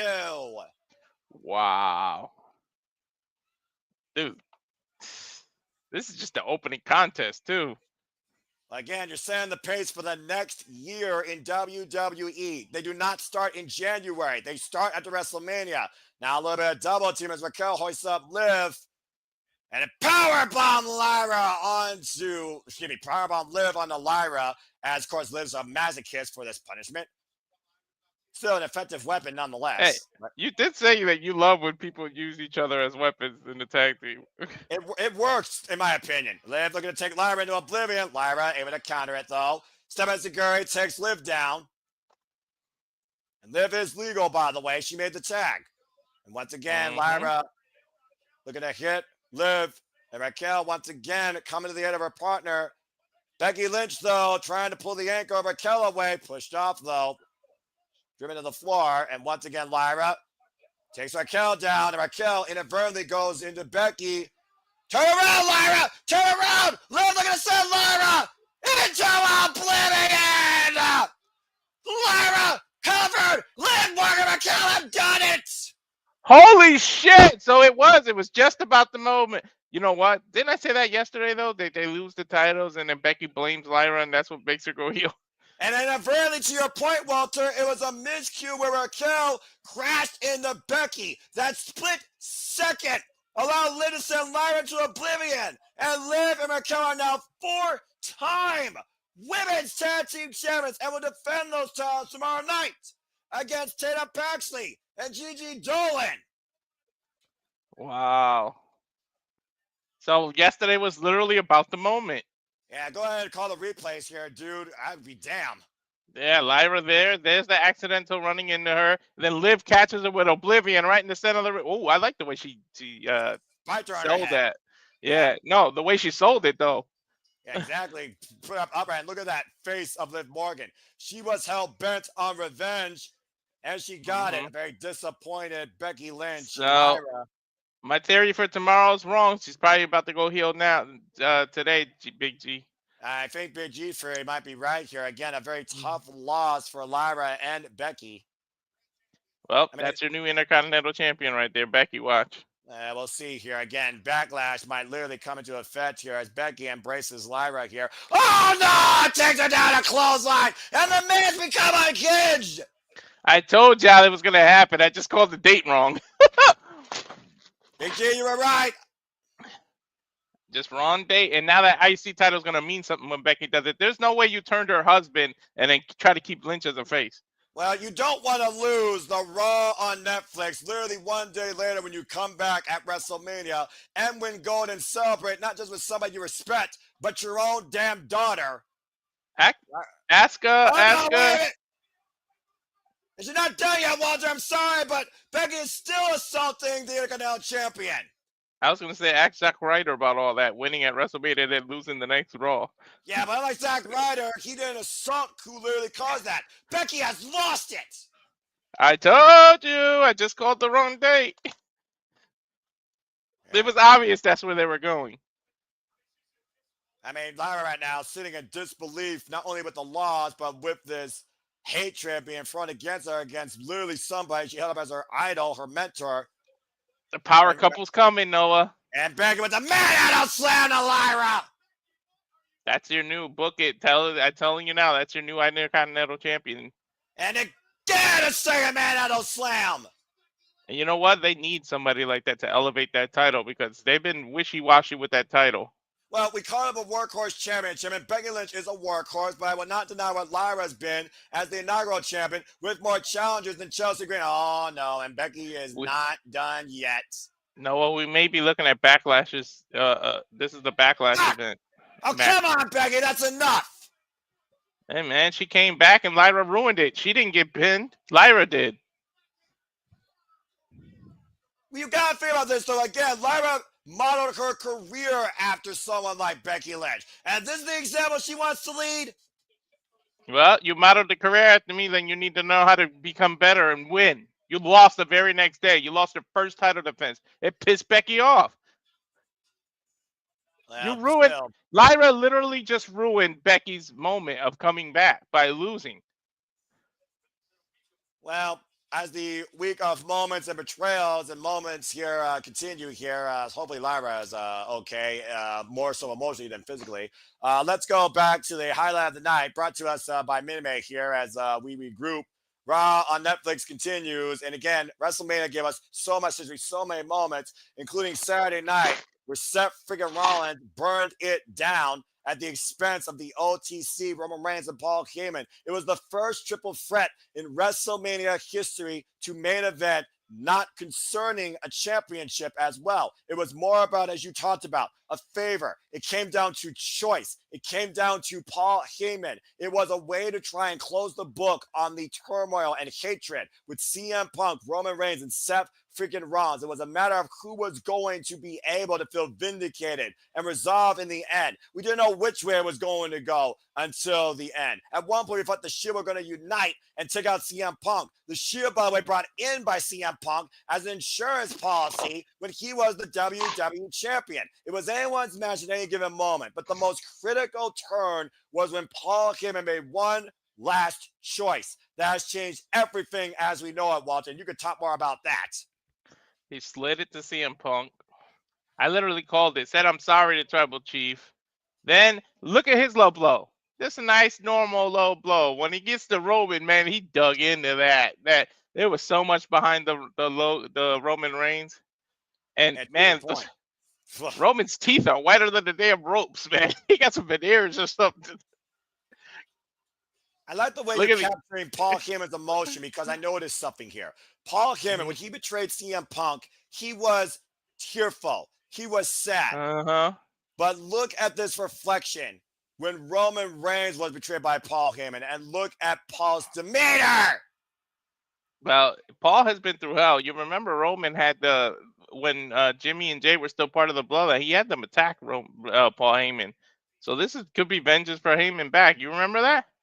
Well, yeah, but I also know this. Never trust Paul Heyman, and when you dance with the devil, you're bound to get burned. As Seth freaking Rollins burned it down WrestleMania Saturday, pinning Roman Reigns with Paul Heyman not only watching, but endorsing. When you make What a deal, does this mean? when you make a deal, read the fine print. That's all. Yeah, well, another deal with the devil has been made, and Paul Heyman's back on top of the business. Still to come later on tonight, Seth freaking Rollins and Paul Heyman will be here, but of course we have new WWE World Tag Team Champions in the New Day. Of course, Xavier Woods and Kofi Kingston, as we have Killer Cross watching on. And we'll see the Tag Champions next when Monday Night Raw returns here on Netflix. The New Day. Big G thinks Fraxium is stepping up to the plate. As we got a moment to breathe, again, fuck television. I'm glad you're not doing your count here tonight. Big G, love you, brother. Matt go with saying, wow, and good for them. I mean, literally a turnaround in less than 24 hours. Like you said, it was literally about the moment, and Liv got her revenge just like that. You could tell how bad she wanted that revenge on her face. And to Big G's point, it's one of those things where the worst thing sometimes you could do is meet your heroes. There you go. It just goes to show that human beings are still as crooked as the day is long. And Well, go ahead. for your countdown thing, like the something I don't want to wear a gimmick into the ground. That's fair enough. I respect that. Besides, SmackDown is too long as it is. It deserves more than any other show. Fans are fickle. It's also the Raw to WrestleMania. It's not a standard audience. So, Nathan, it wouldn't surprise me right now if they were 50-50 because this is the most fickle audience of the year. John Cena was right, at least in that retort. They're going to boo her. They're going to eventually boo her. Well, they were booing her a moment ago, according to Jamboree 20. I appreciate him. And, of course, you called Hank and Tank. I didn't think they were going to do it. They did the unthinkable, I thought. They beat Fraxum, and your NXT now as new NXT Tag Team Champion. So we called so long that we thought Fraxum was going to break up, and they never did. So now it's a new leash on life. But we did see David Frazier go in singles action against Rey Fenix in his SmackDown debut. So do you think the team still holds on a little longer and stay as a duo here, or do you think they finally go their separate ways? Like Journey, they should go their separate ways, but Big G might be onto something. They might show up tonight to challenge the New Day because usually the Raw After Mania is when people make their debut from NXT and things like that. And they literally have beaten everybody in NXT. Every team they have beaten. And, you know, my reverse psychology finally worked. I told you the only reason I picked them is because every time I go against them, I lose. So I figured I'd do the reverse and it would work, which it did. It finally worked in your favor. It was freaking broken clocks right at least twice a day, and a blind squirrel can find their nuts, and Walter can be right in his own weird ways. Freaking Walter Domus here with Joe Henry showing up last night at WrestleMania. Big G so far is 1-for-1 with the Becky Lynch heel turn. Figuring if Becky will join Seth and Heyman, going off of your cause and effect with a power couple going booga booga here on Monday Night Raw, and will Becky, like you said, go after Lyra, continue to become Grand Slam, and Kids become the second ever WWE Women's Continental Champion, or will she target Io and go for the greater prize, which is the Women's World Heavyweight Champion? We still have yet to see Io Sky tonight, too, so that's another thing to think about. And she did beat Mommy already, but we know Mommy is on Monday Night Raw. Bianca's not, but you know Bianca is going to be hell-bent on getting that win back as well, so there's still a lot that could be unfolded here tonight when it comes to that title. I think in the build to Backlash, things will become more clear. Well, Uh, again, we know you that got backlash is definitely going to ensue after what we've seen so far in literally the first hour. you got to Continue. wonder what's next for Cody, because Cody's got to feel like he let the entire WWE universe down. Yeah, I mean, again, I just tried American Nightmare last night, literally saying I'm sorry to Kathy Kelly while he and his wife boarded the bus. Last year, with finishing the story, he finally got a monkey on his back. This year, he welcomed a bear on his back. Now, shit. Yeah, and literally the entire legacy of WWE is in jeopardy as we know it, as John Cena has given us a final countdown. If he literally is able to hold on to that championship, he's taken home the entire timeline of professional wrestling as we know it. All about lineage and history. Go figure with The Rock and Bloodline and everything. That whole history and connecting every root to the tree means so much that it's even rooted in John Cena's talks. Of course, again, WrestleMania headlines all over the world. The show because the Immortals lived up to the billing.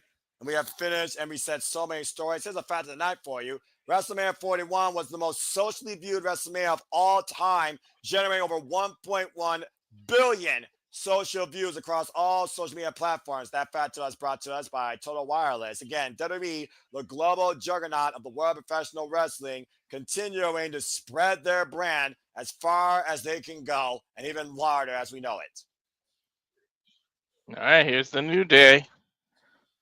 Are they here for a match or a promo?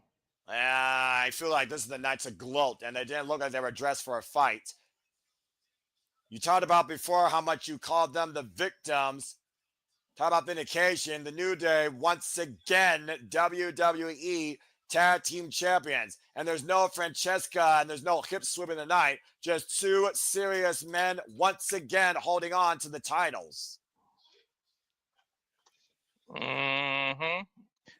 That was a good shout out by Big G. It could be Fraxian. We'll see. Well, Somebody's got to come out because you usually learn who your new champions are, yeah, or your new challengers, I should say. And I do think that, again, we talk about the depth and lack of in the main roster tag team division on Monday Night Raw, particularly. Of course, we have a triple threat TLC match for the SmackDown Tag Team Championships this Friday with DIY, Street Profits, Motion Machine Guns. The New Day right now stand unopposed on Monday Night Raw. Not for long. Yeah, we'll find out soon enough. And of course, Monday Night Raw brought to you by Simba Studios, brought to you by No DQ, and of course, all the friends here at the social media studio, Simba Studios. Big Baller, Big G, Barry for Wrestling, Mega Wrestling, JJ Williams, Shaheba Side 95, Rage of Wrestling, Jeff Meacham, and of course, Cassidy 18 Studios, and then Foster 1916, as we are proud to bring you this coverage tonight of Raw on Netflix. Let's go ahead and hear what's next for the new WWE World Tag Team Champions. Hardy's is also a fair shout out. Go ahead, Walter. It's on you, brother. It's a promo, folks. I don't think the crowd is gonna let Coffee get a word in. We are your new WWE World Tag Team Champions.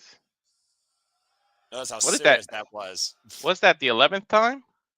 Yes, that is correct. So get down on your knees before us.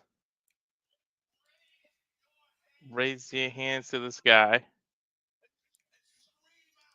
and scream out in unison. Big G saying 13 times. Well, yeah, because Air Boom and stuff like that. And Kofi, of course, has held these titles more than Xavier Woods. It's time for the New Day. I'm hoping Big E interrupts, man, with some kind of new partner or something. Well, we need something where we're not sour. There is no tag team alive or dead that is better than your boys. Oh, I think Legion of Doom might have something to say about that if you're going to mention dead ones. But I'm saying Usos still hold the standard as far as I'm concerned. You guys must not go to Japan a lot because look at those great tag teams. Don't get me started there. Japan still is untouched on so many fronts in wrestling. Look at Mexico, too. Mexico's got pretty good stuff, too. Said we couldn't beat the War Raiders. We did. Well, Alpha Academy? I mean, they did say there's no tag team that could beat them. They have not faced, as far as I know, Otis and Akira Tosawa, escorted by Maxine Dupree. Maxine interrupting. Did we just hear you say they're the greatest tag team ever? You might be. But the last time you faced Otis and Kazawa, they beat you in 60 sweet seconds. That's right. They did do that. And here we are at the Raw at the WrestleMania in Las Vegas, Nevada. Cheap pop. And by the sound of it, they would like to watch you two put your money where your mouth is. When did Maxine Dupree start getting mic skills like that? When Natalya basically didn't become a tag team partner, when Natalya found her legitimate badass nature in Bloodsport, I'm guessing. New Day's teasing Vegas and didn't say no. They might get backlash from this crowd. Are the Minutemen scared? Minuteman, that's funny. Minuteman chance running out. Put Minuteman in the chat. Hey, they it is brought to you by Minute Maid lately. That's fair. They say you want to do it right now, let's do it. What? The Minutemen are taking up the challenge, defending the tag team championships? They're not in their gear though. Well, we got a referee coming down to the ring, Walter, so I suppose we're going to have a tag team match. All right. The lights went out. What? The lights are going out. What is this? I don't know. Now what the hell is about to happen? It might be for Axiom? I guess. Rusev! Rusev! Rusev's back! Wait. Tell me that it's Rusev Day from TNA. Come on. Tell me that the two of them are there. What the fuck?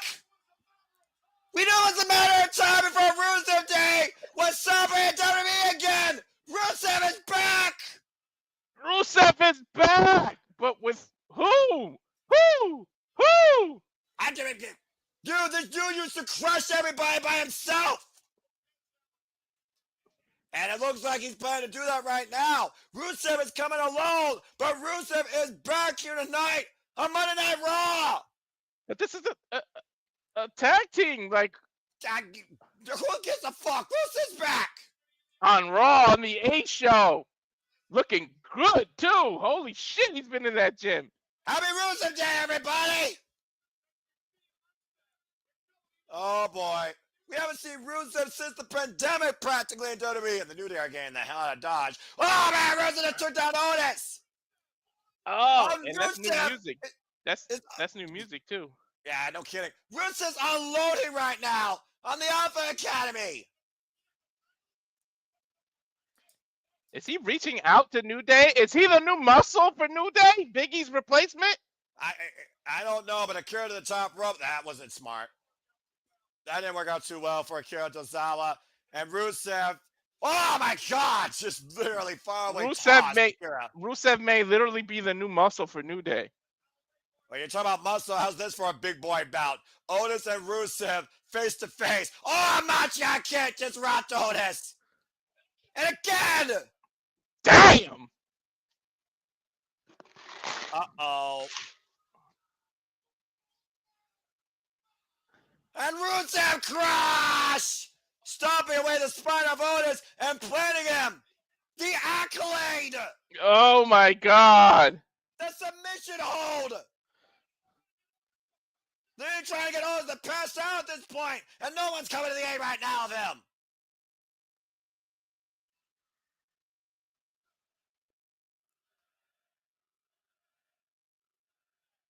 Well, the entire WWE landscape just changed as Monday Night Raw just became Rusev Day. Rusev's back. And he did that in less than a minute. Talk about a hell of a return, folks. Welcome back to Rusev. We go backstage to the Judgment Day, and Liv Morgan extremely happy. Both Liv and Dominic now are champions again in WWE.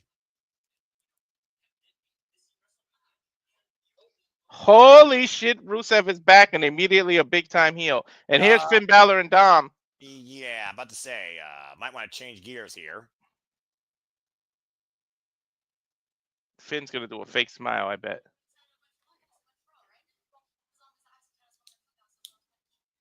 Save Finn again is about equals or leader.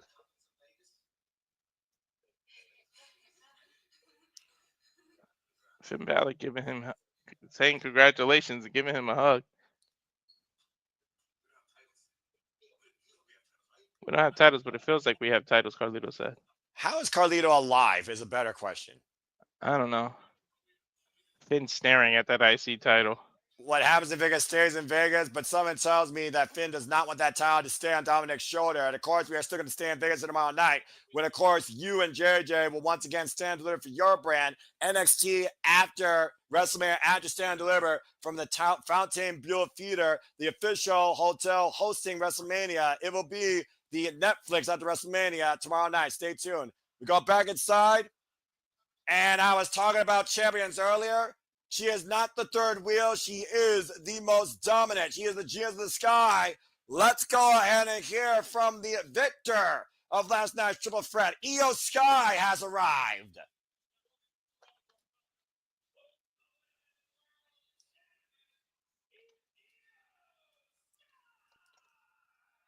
Unlike Naomi, Walter, Io Sky is definitely not a third wheel. She is the face of the Monday Night Raw Women's division, getting her WrestleMania moment in front of her family, beating two of the best that WWE has to offer them to find WrestleMania for years. The two best.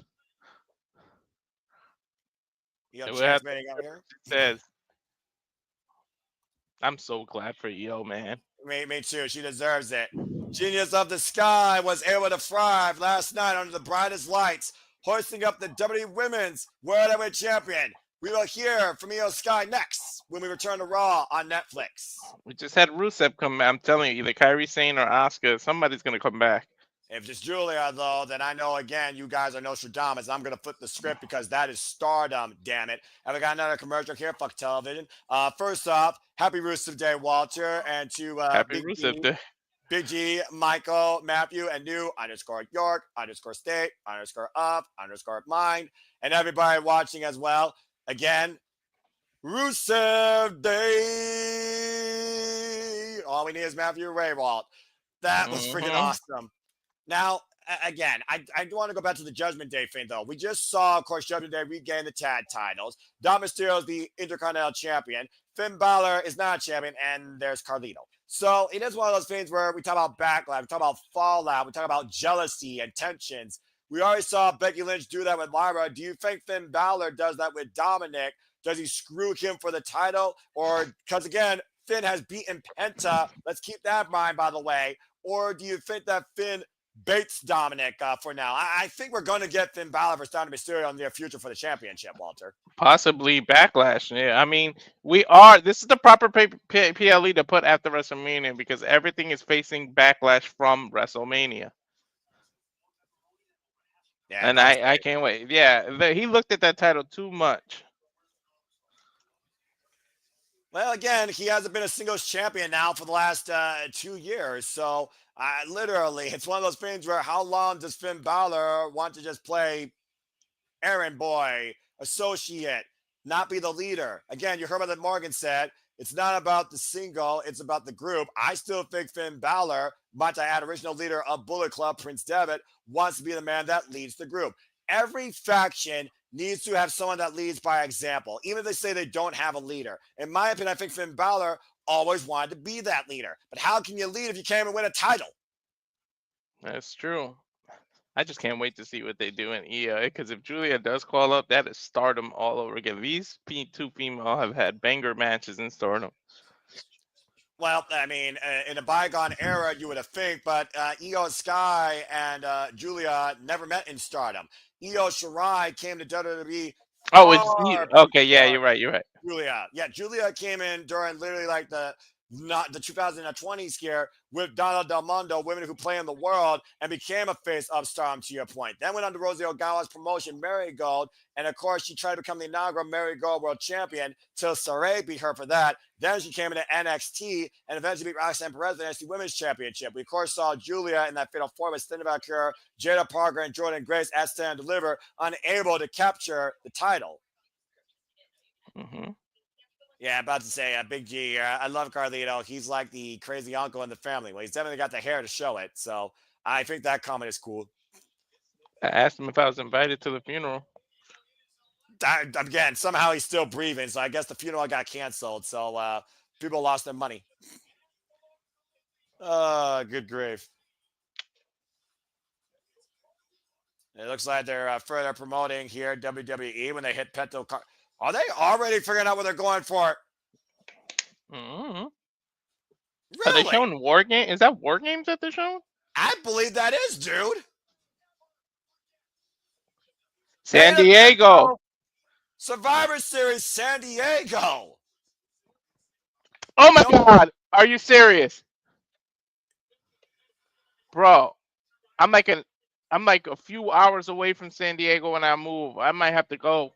Well, you got till Saturday, November 29th to figure it out. And notice what it says, Walter. Survivor Series San Diego. It does not say Survivor Series War Games.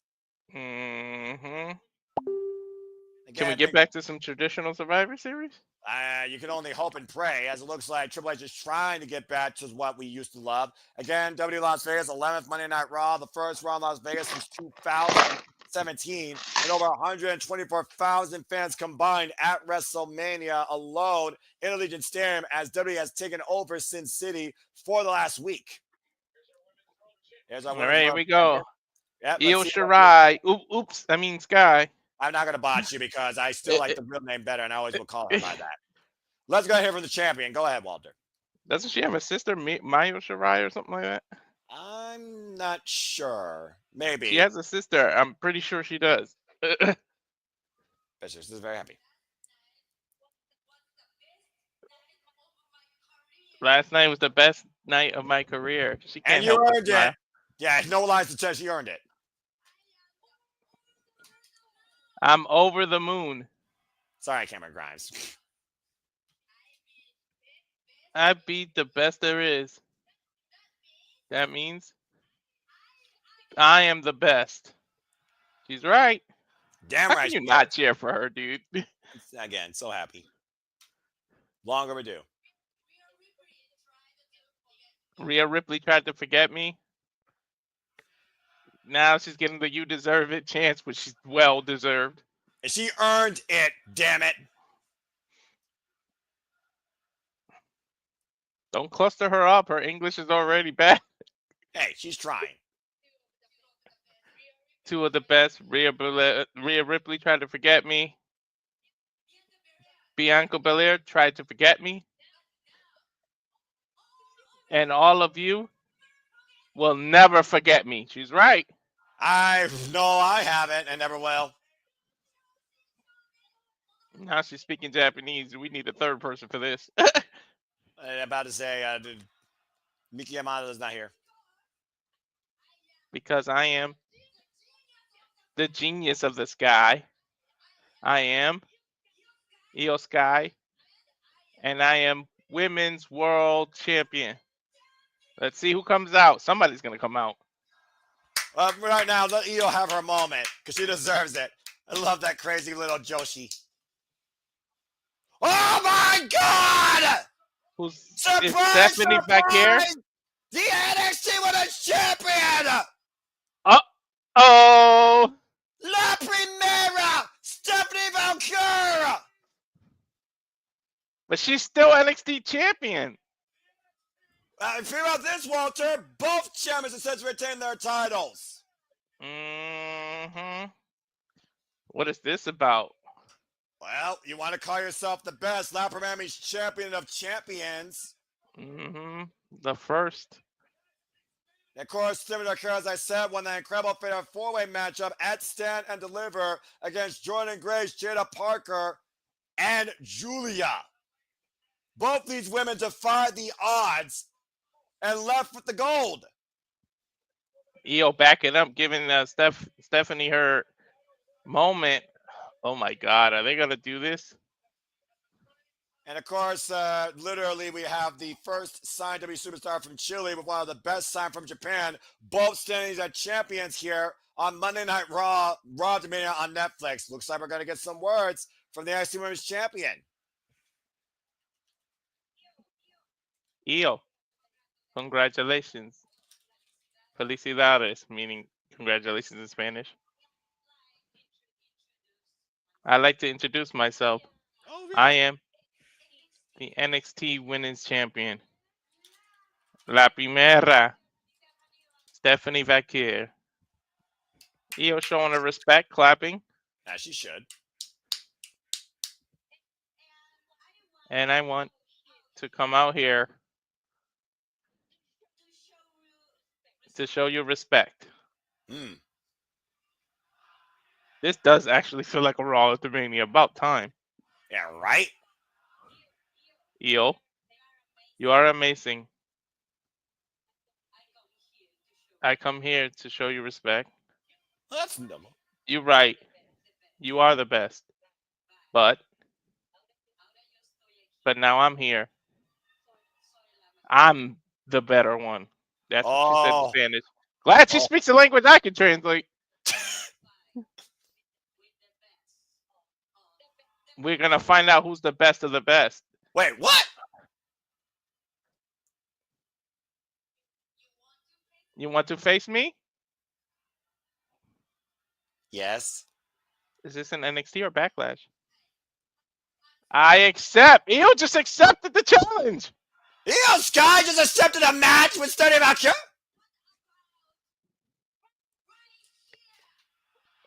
How about right here, right now? Io says. Hell yeah, let's fucking do it!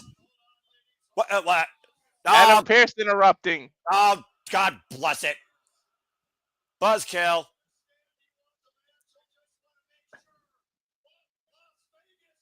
He's asking Vegas if they want the match. He might make it the main event. Make it official! Noah.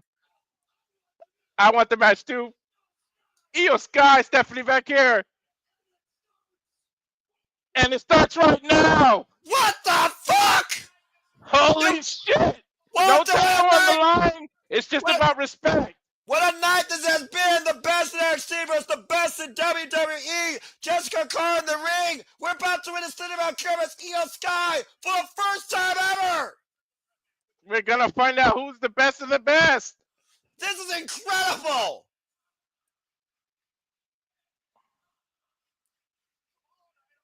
Again, tomorrow night, we know Stephanie Vakir will be involved in NXT. The buildings are underway, and Stephanie Vakir has been confronted by the Prodigy. A handshake of Walter. Here we fucking go, bro. I can't believe it. Kind of a tie-up here in the early going. Of course, both these women defy the odds at their respective stages on the grandest stages of them all, leading their brands. Io Sky, the face of Monday Night Raw. Stephanie Vakir, the face of NXT. Front face lock here by by Stephanie Vakir. I'm all flustered. Io Sky fighting back here, though. I do have to consider this, though, the fact that both these women have been involved in action within the last 48 hours. I wonder if any wear or tear is going to come into play versus the motivation and emotions here. And right now, Stephanie grabbing an ankle. One is coming off a fatal four-way. The other's coming off of a triple threat, so they can't be at 100%. And of course, you can find Stephanie Vakir, Walter Cruz, JJ Williams talking all about their NXT every Tuesday on the CW, 8 p.m. Standard Time. Follow the best women's brand right now in WWE and arguably one of the best women's divisions on the planet. Nice sweep out there. Lara Press gets a 1 count. Stephanie with the sweep out. Now Io with the sweep out. 1 count again. Both women stalemate in the early going. Did you ever? I never thought I would say that. Stephanie versus Io. When the hell did you think that would come out of your mouth? What's the word I'm looking for? Never! Oh, look for that Mystica. Nice escape by Io Sky. Io Sky making history last night, as we talked about. One of the first Joshies to win WrestleMania on the main stage ever. And the second Joshi, I believe, to win WrestleMania history. Went for the Icon. Io Sky hung on to the ropes. Again, both these women so much respect. And of course, they may never face each other, but they know their paths on this journey to get to this point in WWE. Shout out to Stephanie Jessica Carr, by the way, referee, standing switch exchange here. And Io off the ropes again. Stephanie unable to get the O'Connor row as Io holds on. La Primera, Genius of the Sky, the best of the best here tonight. Not title for title, no title on the line. Just two women going at it to find out who's the best. Io showing up again with that single drop kick takes Stephanie down. Mm-hmm. Oh man, let's see how the kiss of the devil. That's Walter. Walter, I swear on everything that's good. Wait! Without Booker T, is it gonna be as effective? Io Sky wipes Stephanie on the outside with the crossbody suicida. I might have to become Booker T. Oh Jesus! And right now, Stephanie Valkyrie up and around the slides in the ring, catches him with a kick. Stephanie fall again, up and over. In the Tompkins area. Avoids certain destruction. Now up on the barricade. Crossbody wipes Io Sky on the outside. Again, this is only the second bout of the night, and we get NXT's best versus Raw's best. As this Raw After continues, giving us all the surprises on Netflix. Fuck television. Commercial break. We continue more after this. This is why WWE didn't put anything on their social medias to get you with surprise after surprise after surprise. Fucking Rusev showed up. And now we got Stephanie Valkyrie and Io Sky going one-on-one, and it's not even Survivor Series. But to Big G's point, what I said earlier, Survivor Series is back this year, San Diego, and it does not have War Games on the banner. Yet. This is crazy. Everyone talking about right now, of course, Io and Stephanie. And Big G also talking about how Paige had a WrestleMania moment. That's very true as well. Best out of the UK. Again, this has been the first time I truly feel like we're feeling Raw after WrestleMania for years. Big G letting you know he went to your channel so that he showed all of us love. Big G, I love you, brother. Again, I'm happy to use my channel to help my friends. At the end of the day, it's not about me. It's about wrestling. But if it helps my friends, then go for it. I mean, I just love doing this stuff and encouraging a positive outlook for all things wrestling. It's a fit with the holy shit, Matthew with the let's freaking go. And again, follow the baller. If anyone needs to be followed, it's Walter Cruz. It's bad for wrestling. It's the baller Big G. Well, we got a commercial break. I'm going to do this as the intermission. Don't be a dickhead. Subscribe today. Become a friend of the newest member of the Survivor Studios family, Batty for Wrestling. Follow her there on YouTube and on the X for all your watch-alongs and fun reactions and content. Zack Sabre Jr., New Japan Pro Wrestling, and all Elite Wrestling. And thank you again to Ash, our Canadian friend, for allowing us to use her channel for these watch-alongs during this WrestleMania weekend. Now, while you might become Booker T here very shortly, Walter, why don't you go ahead and plug yourself real quick with someone else that you're very fond of? Mamacita, Rage of Wrestling. The at Rage of Wrestling YouTube channel, Walter.Cruz.940. X at Walter Alex Cruz. And of course, the gaming Twitch SRS 1983. Yeah, and of course, we'll level up once again and insert coin into Super Level Gaming here very soon. In Club Limited 2, apparently I have been challenged for a rematch. Talk about rematches. Lily wants to confront me again in Wheel of Fortune. So stay tuned for more on that. As of course, the Super Level Studios levels up, not only in all the wrestling we cover, but in entertaining you with gaming and so much more. Here every day at the Super Reliable Studios. As again, we got about 30 seconds or so. And we saw Roxanne confront Stephanie after Stand Deliver. You got to wonder if, and I'm going to throw your plug next commercial break. I'm going to plug everybody. Shoot, I'm going to promote the hell out of my friends here because that's what I do, damn it. Walter, you got to consider if Roxanne is going to confront Stephanie at All in Honor, or is she watching this match, or could she even be at Monday Night Raw? Who knows? Like, I thought, I hope Roxanne is proven to be the one that attacked Becky. And right now, sorry, not Becky. Bailey. Botch and a half. Wow, right. Bailey. It's all right, dude. Becky, Bailey, all the B names. And right now, you can talk about standing back here and Io Skies. We're back here. Raw on Netflix. BJ, I got your next commercial break. I kid you not, folks. The NXT Women's Championship versus the WWE Women's Heavyweight Championship. Both were able to defy the odds and are here mutually out of respect. Face each other one-on-one on Monday Night Raw. Stephanie on the top rope, trying to find her footing. Io Sky with the step up and a massive arm drag takeover. Oh, good lord. And of course, you've gone silent here, Walters. You're just taking it in, it sounds like, man. I still can't believe. Oh my god. NXT, Monday Night Raw. This is WWE. This is the Project era. This is the Raw After Mania. This is awesome.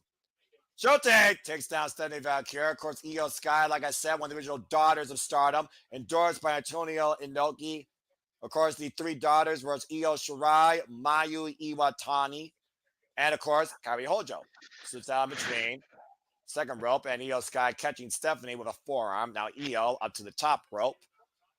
And Io Sky, where she's most comfortable, looking to fly, missile drop kick, turns the NXT Women's Champ up and over. Do I have Big G's plug? I don't even know if I have it. Get it.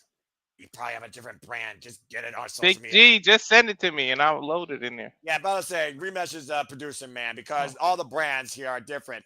Io Sky falling in with the Meteora against Stephanie. And Valkyrie brought towards center. Here's the cover by Io. Gets a 2 count. We talked about, of course, Io Sky's transcript and resume, and of course, her legacy. Of course, Stephanie Valkyrie, La Primera, Champion of Champions, came to WWE literally less than a year ago. First signed WWE Superstar from Chile. Of course, defined in CMLL in Mexico. Former CML Women's World Champion and Women's Tag Team Champion. CMML, the rivalry of Triple I. And then they had her at the Triple I press conference. So what were they saying? I'm about to say, that's a whole different conversation. And Dragon Screw Leg Whip. Yeah, that move sucks. I'm about to say, took the words out of my mouth. Now, Stephanie looking to follow up, catching Io with the Meteor in the corner. And a little bit of a tit for tat here, it looks like. Brings it back to Sarah. Cover now with the far leg. Gets the 2 counts on Io Sky. I still can't believe I'm seeing this. You expect things that you don't see on the Raw After Mania, but this, I wouldn't have guessed this in 100 tries, Noah. Yeah, I'm about to say this is the opposite of Backlash. This is respect, of course, becoming Backlash Saturday, May 10th, where it looks like now we might get Becca versus Lyra and Reigns versus John Cena. Both went for the kick. Cazador rolled through. Io Sky double stop to Stephanie Valkyrie. And cover. Put the near leg. Back press. 2 count only. Talk about knocking the wind out of your opponent. All the forward fours of Io Sky into the sternum of Stephanie Valkyrie. Mm-hmm. This is wild. That's still. Oh my god! I can tell by your silence, dude. I want to talk more, and I want to hear you, but you are literally flabbergasted. You are stunned. You are experiencing what truly should be the building marquee. Raw After Mania, jawbreaker by Stephanie Valkyrie, and a super kick catches Io Sky. If they keep it up, and once this next generation of women go up to the main roster WWE will finally have an equal opportunity to say that they're the best in the division. I know what's coming. Here's your the devil's kiss.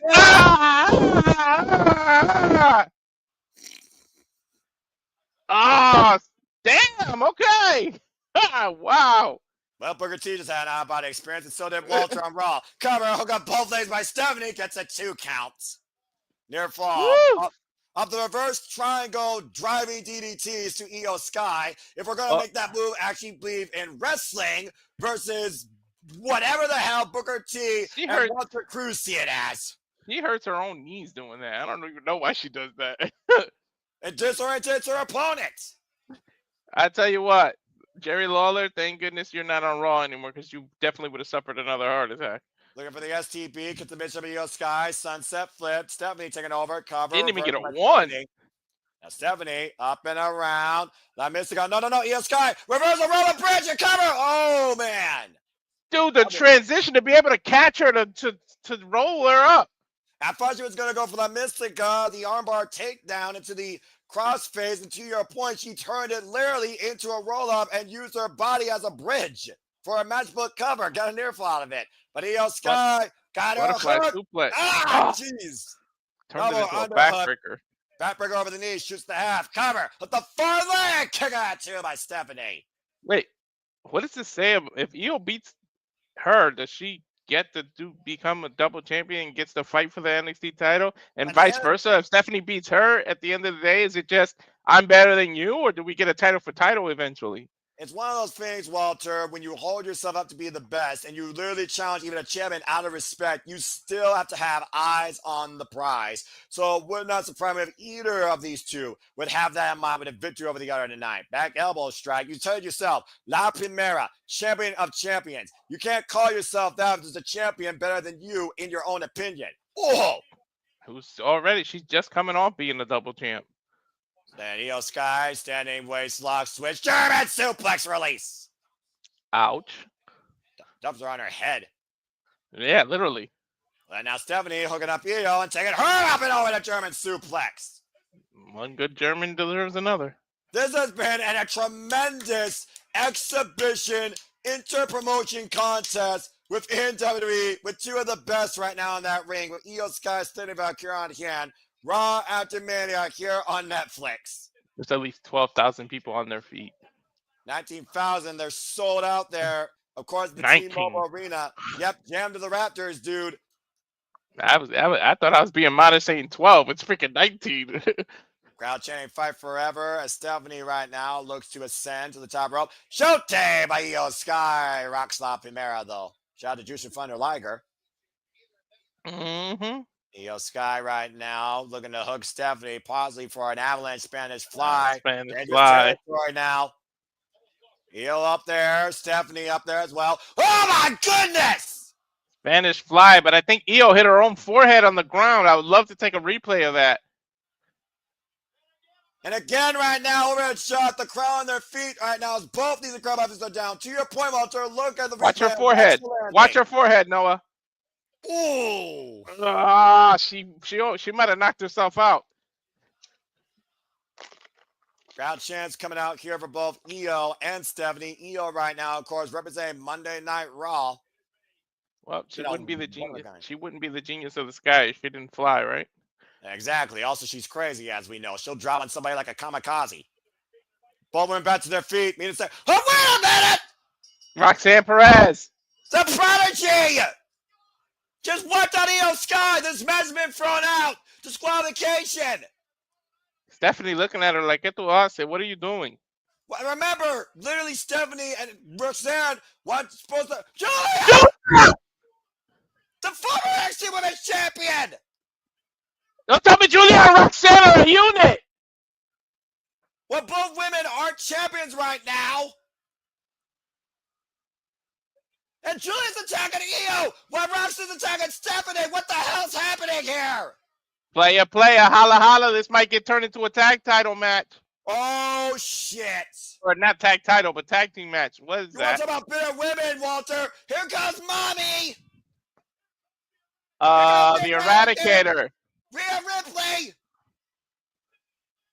Manhandling Perez. That's put it politely. Oh, and a headbutt to Roxanne. And Julia? Oh, boy. I kind of like this new look for the heel Julia.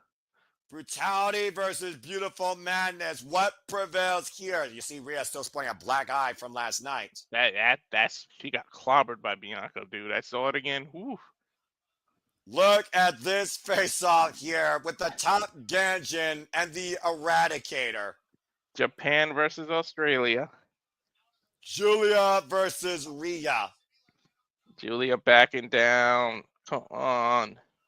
And she ain't gonna give the people what they want. Since Julia came back, she's been after one thing, a championship. And it looks like Roxanne, the very woman she took the title from, both women are out here to prove a point why they should be part of the conversation. If Cora Jade's in the back, we might get a 6-woman tag.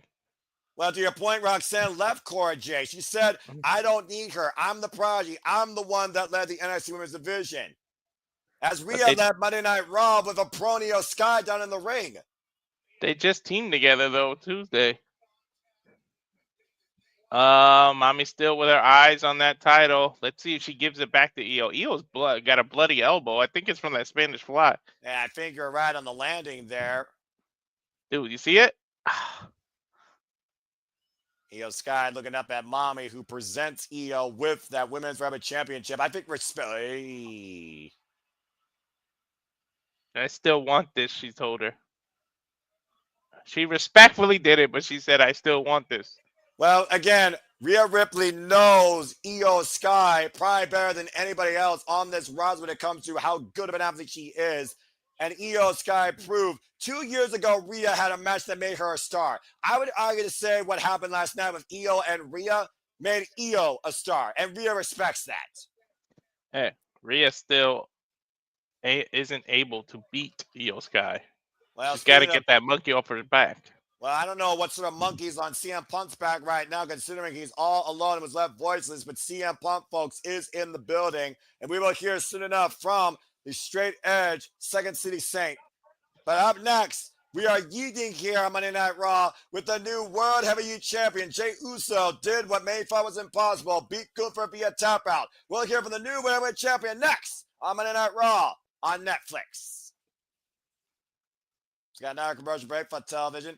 First off, let's process what the fuck just happened, okay? The NXT Women's Champion versus the WWE Raw Women's World Heavyweight Champion had a great one-on-one exhibition where neither proved who was better in the end, yet confronted by ghosts of their past looking for gold. Julia was inspired by Io Sky to come to WWE and be a superstar, while Roxanne was literally the former NXT Women's Champion at this time, and Julia beat her for that title. Neither woman right now is in the conversation of being the best in the business or holding gold. So what do? They confront the championships literally, respectfully. Julia wanted Io Sky. Stephanie and Roxanne are due to face each other one-on-one. Now, Mommy comes into the fray, breaks up everything, manhandles Roxanne like a child that needs to be punished by their mom, and literally confronts Beautiful Madness, doesn't come in contact with her, and hands Io the title out of respect. We just saw 5 of the best right now in WWE, literally all in that single moment. Bro, I'm so flabbergasted. I don't get quiet many times. Things don't take words out of my mouth, but I mean, that is women's professional wrestling, damn it. Damn it, that's a summit of women's professional wrestling. Oh my God. I think the Fed's comment here pretty much sums it up. Right? The best of NXT versus the best of Raw. And I mean, Survivor Series might literally have brand warfare that it makes sense here soon enough. We'll find out. Now, is that because of Jay or is that because of the women wrestling match that just I would hope it's because of the women. Speaking of Big G, I might as well show there that. We go. Get that bother some love. Follow him if you like cat videos. Harley and Joker 2021 on YouTube. The No DQ underscore Big Baller G on X. TikTok Big Baller G 1988 if it doesn't get banned. Instagram at No DQ underscore Big Baller G 1988 as well. Also, take a look at his wife's book on Amazon. Do you got that plug, Noah? Yeah, I can get it here in a moment. Continue talking about it. Yeah, I don't even remember the name off the top of my head. I'm so hyped over this women, I'm flustered. But Fox and Poppy. There it goes. Fox and the Poppy, and he also said, I think he said, there's another book coming out in May. Oh, good. Yeah, I know. Artist. I remember he botched the name, so I ain't even gonna try it. His wife yelled at him in the background, so that was funny. Well, I mean, again, as the person that plugs everything, send it to me. I'll be happy to plug it. But also, get ready to go with us in the summer to the first ever 2-night SummerSlam. We'll be covering here, of course, here at the Sababa Studios. Indeed, first ever 2-night SummerSlam. Summer's about to get lit with Cardi B as the host. Can't believe I just said that. And we'll keep you posted on that more here at the Super Reliable Studios. As of course, WWE is still here in Las Vegas. This is the Raw After Mania, Raw on Netflix. Again, Walter, records broken, history made, the ultimate betrayals seen, and the ultimate in accomplishments were created. So much more still unfolding tonight. We're on our way to see backlash ensue as we're here the Raw After Mania. Did you notice Randy Orton's gear was WrestleMania 20 inspired? Because it's been 20 years. Yeah, exactly. And speaking of which, do you believe? Because Joe Handy was the man, of course, that confronted Randy Orton in that open challenge. So many things, so many headlines to take away. And if you didn't get enough of it, you can go watch our watch alongs in the archives or go listen to Aaron Ritt's recap or check out our post show conversations in the shenanigans. And trust me, I don't think it's done by a long shot. I just want to give a shout out quick to this week's moderator who won the right via the Triple Threat contest. Of course, Papa Gino. He will be the moderator tomorrow night for the No DQ review. That, of course, is April 22nd. Macklemore's video. This is Jey Uso's video showing everything he's went through. Yeah, I'll say that man's been through a lot. And again, the transition from tag specialist to single superstar to the progression of becoming the world champion. It runs in the family's blood. And Jey Uso continues to fulfill that promise that this family has in their potential. From the traditional dancing, from going dark, from the bloodline, from the split from his brother, from the reunion to his brother, to finally putting demons to rest and becoming the world heavyweight champion. I'm loving this promo, this video package. Yeah, about to say, this is a wholesome video package. And you also forgot one other thing in that whole thing. He was the right-hand man to the tribal chief. He left his family at one point. He said deuces to WWE. We thought he quit. We thought he literally took his ball and got home. And then he became his own man. Main event, Jey Uso. Yeet. He's definitely became main event. He's got the main title on Raw. It's been a long journey we followed Jey Uso to get to this point, Walter. But it's just beginning. Now, it's one thing to win the title. It's another to defend it. Yeah, this is where the real work begins. I wonder how the honorary Uso feels. He's got to be delighted. Yeah, I mean, how can you not be? I mean, literally, we were dumbfounded when main event Jey Uso won this year's Man Royal Rumble at number 20, eliminating of all people last, John Cena. Maybe had John Cena, Seth Rollins, Roman Reigns as their top billing. I think maybe 2 people picked Jey Uso. But Jey Uso has literally become a man of the people. We don't simply say yeet because it's a phrase that we like to say. We love and support this man all the journey, all the way. He literally has taken us on this ride. And Gunther has made him doubt himself almost this entire time. Until he turned a page and got serious. He hasn't even yeeted in a few weeks. Telling Gunther, I'm no longer afraid of you. Well, confidence is a powerful booster when you got 60,000 people in your corner. It's beginning highlights of the Ring General versus Jey Uso. Literally took his chops, man. How many people can say they just walked through a Gunther chop? Noah.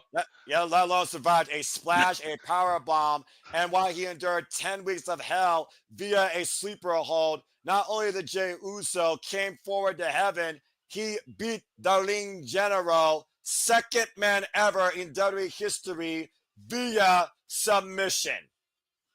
That is crazy. Ilya Dragunov being the other one.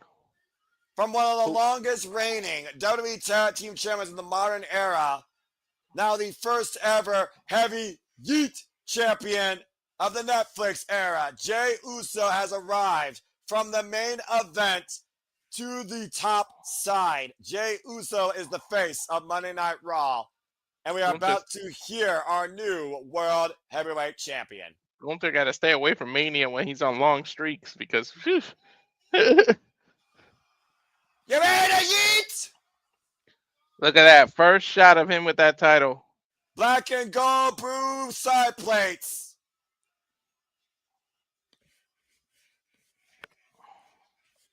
Yeet! That championship was pretty damn good on him, I gotta say.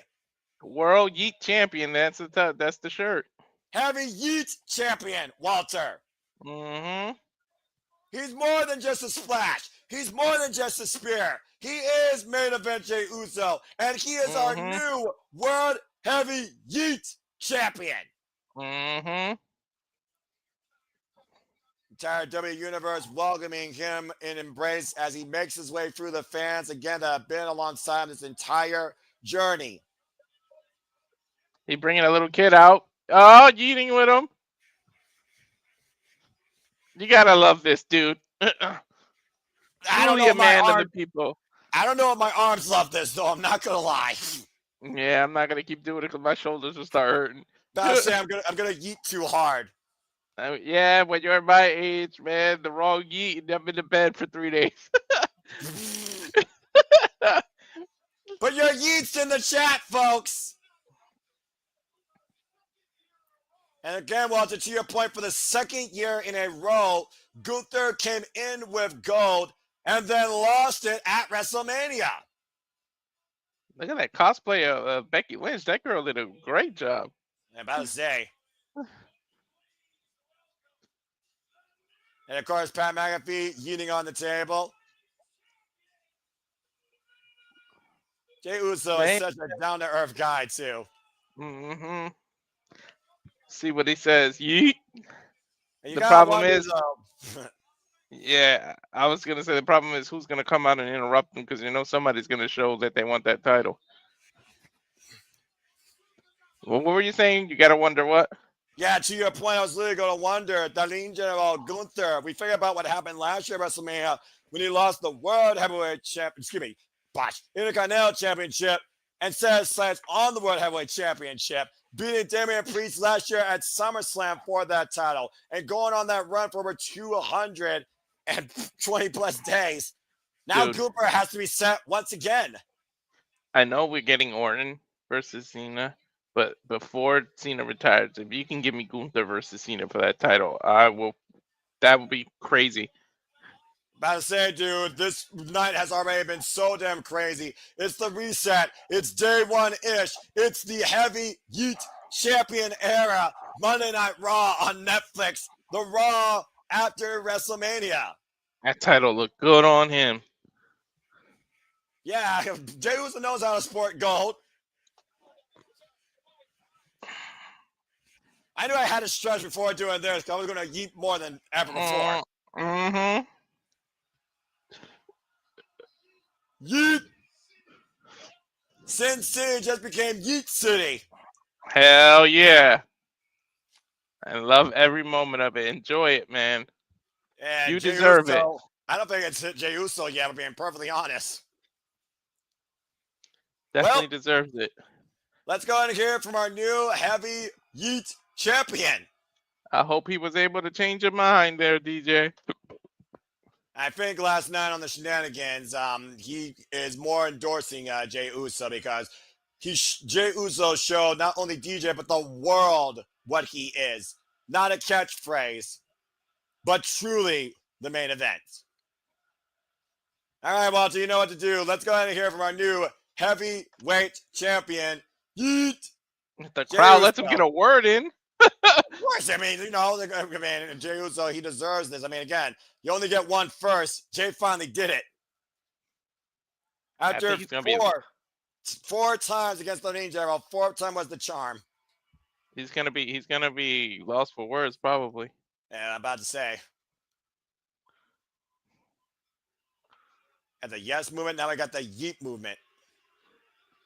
Mm-hmm. Both extremely organic. See, can't get a word out.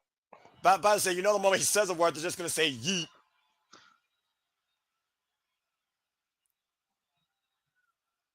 One more time. They're going to restart his song. You know it. No.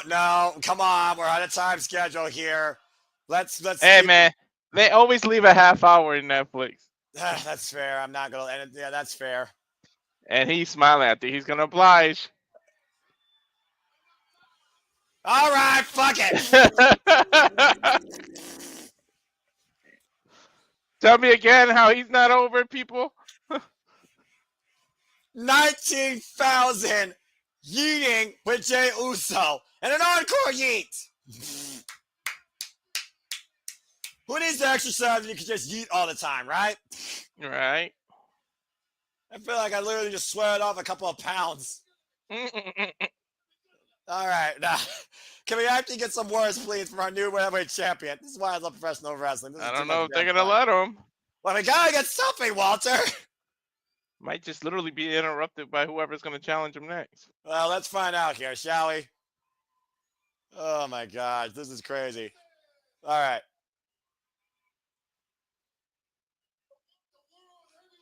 The World Heavyweight Champion is now in your city. There it is. I like how he says in your city versus just saying the city. Mm-hmm.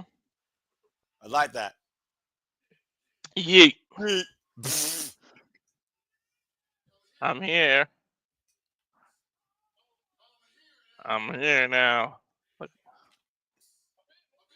I've been wanted it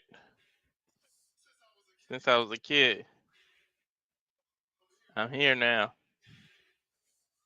The yeet has become the new what? This is accurate. Those are beautiful side plates. Yeah, I agree. They make the title pop out. Yeah. The road wasn't easy. WrestleMania. I gave it all I had. Damn right you did. It wasn't easy, brother. It's never easy against 13 General. You earn a victory against him. I made him tap. You did.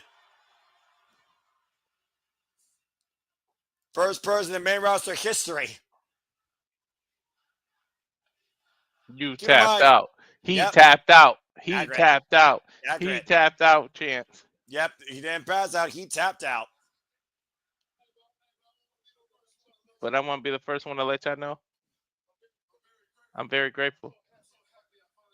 And I'm happy to get this on my shoulder. Every week, every day. Put the work in. Put the work in like I got to.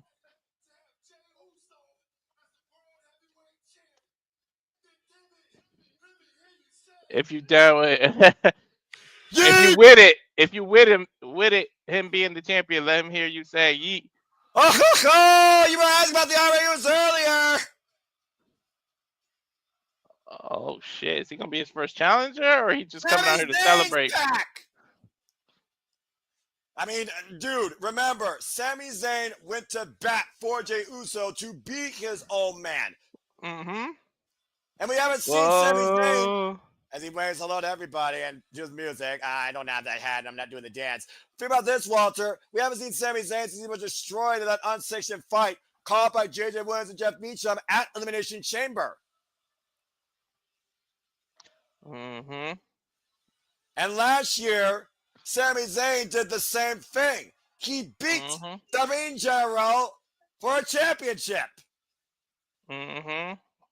So many similarities you could draw with these two. Man of the people. I don't mind that one-on-one face versus face for the world title. Because you got to figure if Sammy would have won it, he would have gave Jay a title shot too. Absolutely. Again, this time last year, Jey Uso went to bat for Cody Rhodes so he could finish his story. Now Jey Uso has finished his story to become the heavyweight champion for the first time of his career. And Sami Zayn's back here right now. Let's see what Sammy says. This is going to be interesting. I can already tell. This Raw has already been fucking incredible. And that's saying something. You're not going to do the handshake. I would think.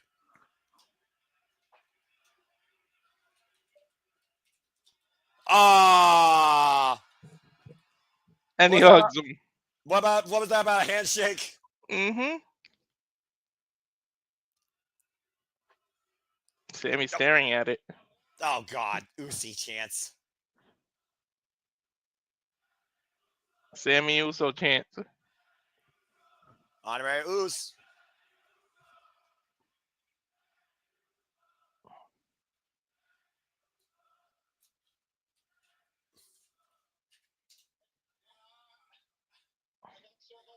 That's fair.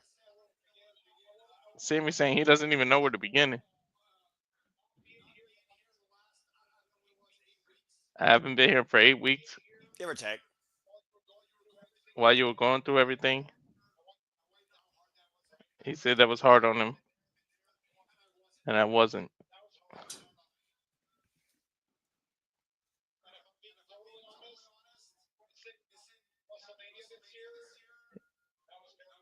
He said, if I'm honest, rinsing WrestleMania this year is hard on me too. I imagine. He said, "You and I are players. We don't do well on the sidelines."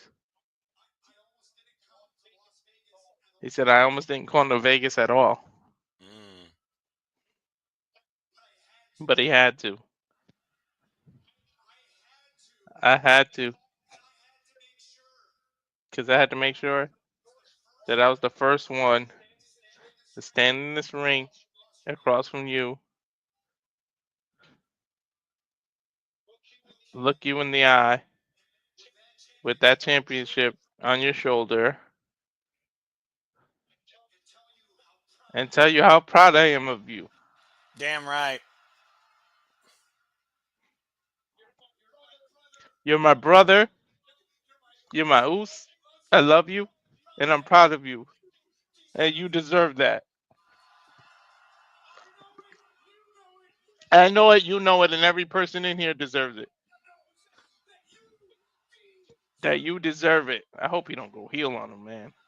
We had enough heel turns. This should not be a heel turn. This should just be a ring endorsement. This is too damn good right Mm-hmm. now. Two of the biggest baby faces of Monday Night Raw. Mm-hmm. You deserve it, Chance. Ringing in from the 19,000 people.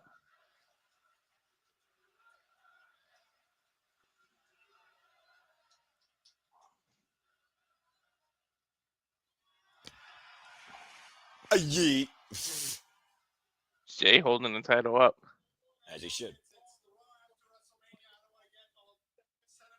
The Raw After Mania sentimental. That's not what this is about. That's fair. We are here to celebrate. So hit his music. A ring endorsement from honestly one of Jey Uso's closest friends in this business. Might as well be family. Sami Zayn returns to Monday Night Raw and welcome and congratulate the new Heavy Yeet champion. Hold on, I'm a little nervous about a haluva kick, dude. A party night right now in Las Vegas, Walter.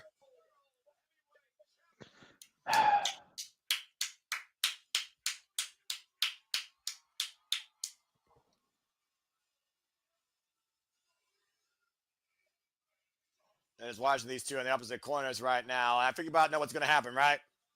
Yeet party. Look at that. Look at that friggin' arena. Look at that. Sammy just waiting and staring, though. I'm nervous, Noah. Well, again, Sami Zayn, he's not a champion. Sami Zayn was taken up by Kevin Owens. Jey Uso wasn't there when it happened. What a moment here, though, on Monday Night Raw. You know Sami Zayn will definitely want... Oh, wait a minute! We're not done yet! Who's this? Oh, Jimmy! We talk about family coming back together. Jimmy Uso, Jey Uso's twin brother, who was there at WrestleMania to endorse and embrace and congratulate his brother. The original bloodline. Yeah, literally. Think about how much these three have shared history. Mm-hmm. I think I'll do the three-way handshake. Uh-oh. I'm about to say. Yeet! There we go. The celebration and the party continues with Jey Uso's family, Jimmy Uso and Sami Zayn endorsing the new World Heavyweight Champion. How can you not be happy for this? How can you not? Oh, no. Surprised nobody came to interfere, though. Well, to be fair, the night is still very young, man. Everybody's goal when you sign a WWE contract is to be the WWE champion or world heavyweight champion at this point. Well, again, if you don't want to be number one in this business, get the hell out. Exactly. Just like we say, if you can't find something to watch this week, get the hell out of the fandom. 19,000 having the biggest yeet of their life. Guys, if you go party, please take an Uber, please. No drinking and driving. I don't think eating and driving works either, for being perfectly honest. Mm-hmm. Oh, man, what a celebration.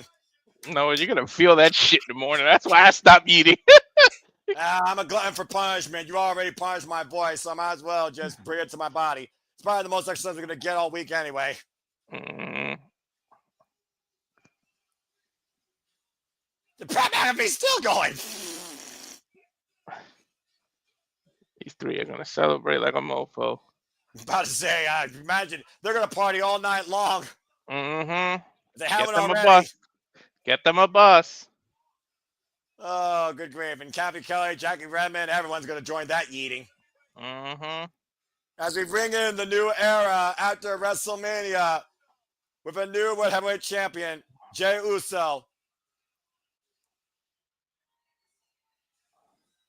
Well, I guess we'll find out soon what's next for him. But until then, it's a party in Vegas. Yeah. Again, as we talked about, first time ever in main roster WWE career, Gunther tapped out. I know that Aaron Britt's going to have his recap, of course, so please stay tuned again, folks. I don't know if he's going to yeet, but please stay tuned. Say, yeah, no DQ has Aaron Britt real recap, Monday Night Raw here tonight, once Raw on Netflix goes off the air. And of course, he perpetually, continues to give you the coverage on Raw, Dynamite, SmackDown every week, and still be a part of the No DQ review. So please say yeah today to No DQ. Mm-hmm. Again, all the stars are out here tonight, Walter. Metro Boomin. My brother King probably knows a thing or two about that, man. Multi-platinum, three-time Grammy-nominated record producer and songwriter. My ass don't. Again, that's my brother King's world right there. Shout out to W Fam. Las Vegas Aces from the WNBA, Chelsea Gray and Kia Stokes.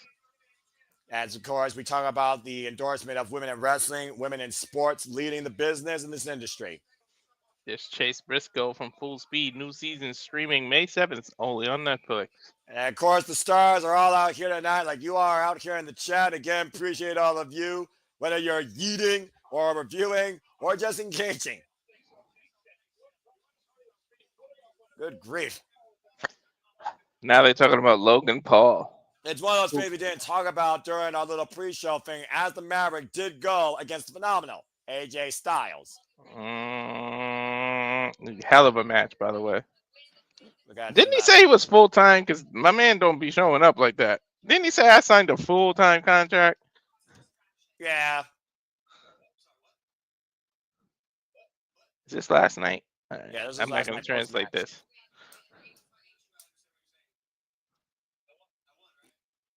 Logan Paul now figured about the fact he had that Jeff idiot there, and Karrion Kross was trying to have AJ use the brass knuckles. He just knows that he won.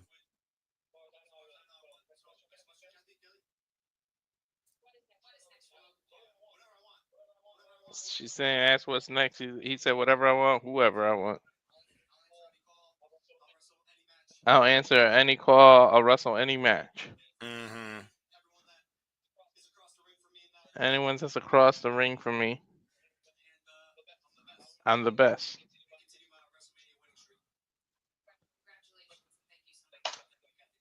He said, thank you.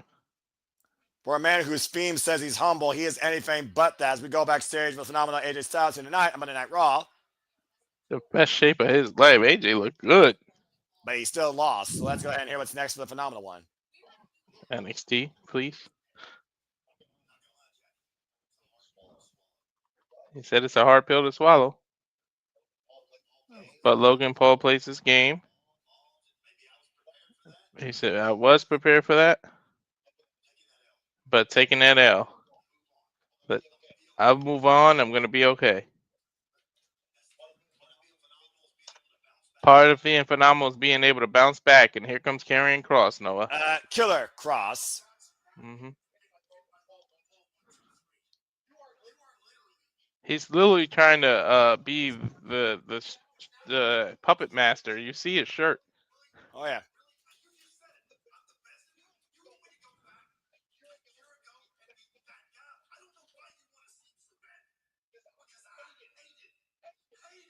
AJ saying he hated that old version of him from last year. You mean his evil ways? Mm-hmm.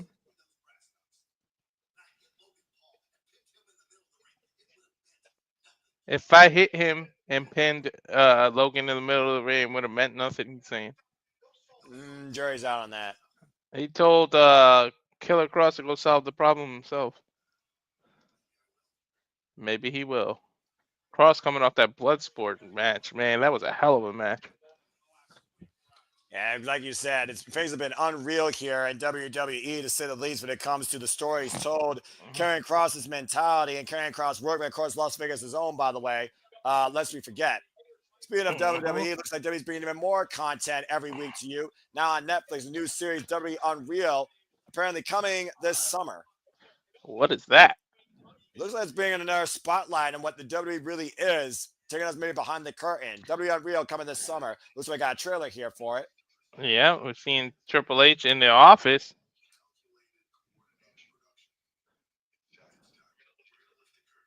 Oh, they're lifting the curtain. They're lifting the curtain?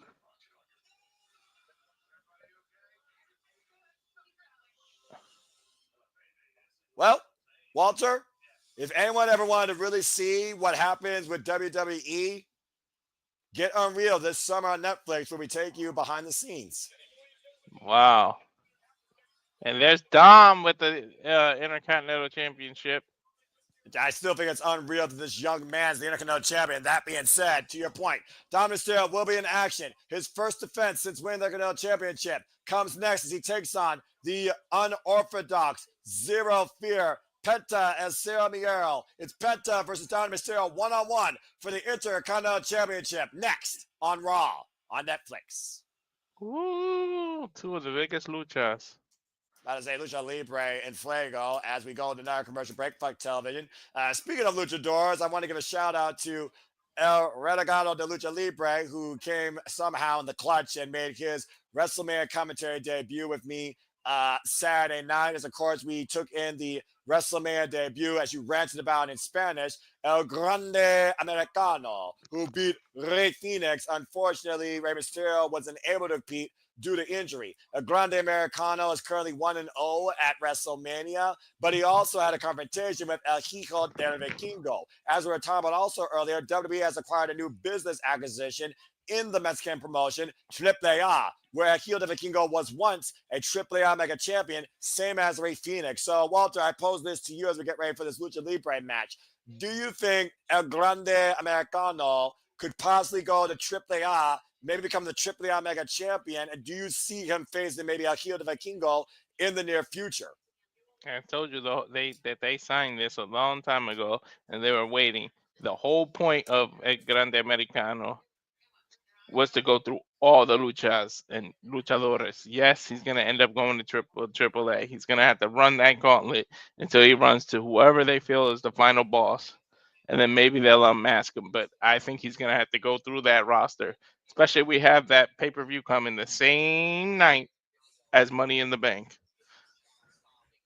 Or Yeah. what is it? Is it a special or a pay-per-view? Now I'm forgetting. Worlds Collide to me, I've always looked at as a special. All right, you think about Yeah. specials that were just interpromotional with WWE. Like the last time it really mattered was NXT UK. Now we have NXT and AAA apparently. So jury is still out, but I would still call it a special. But yeah. So that being said, talking about more AAA, El Grande Americano. I mean, you ranted about it. Do you think he earned his WrestleMania moment?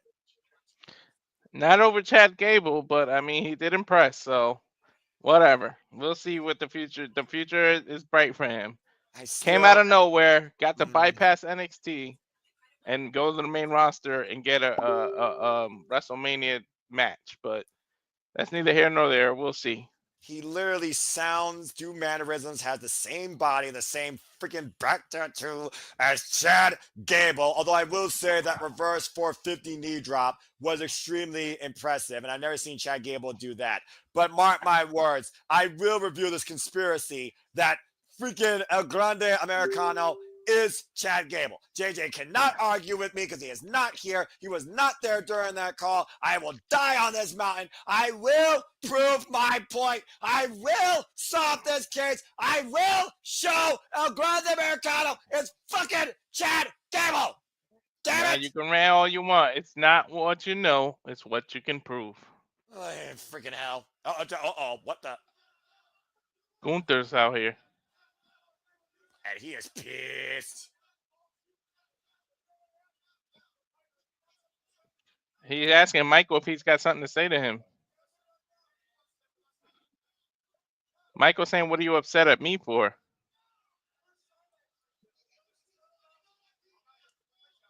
I'm out here doing my job, Michael saying.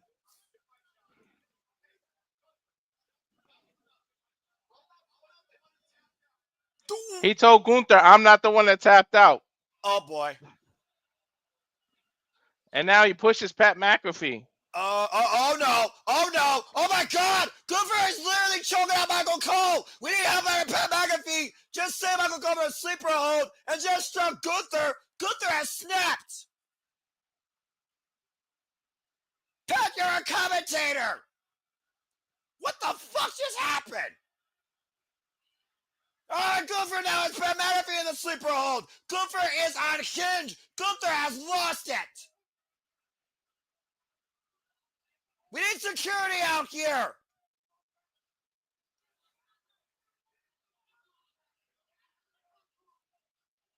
What in the hell?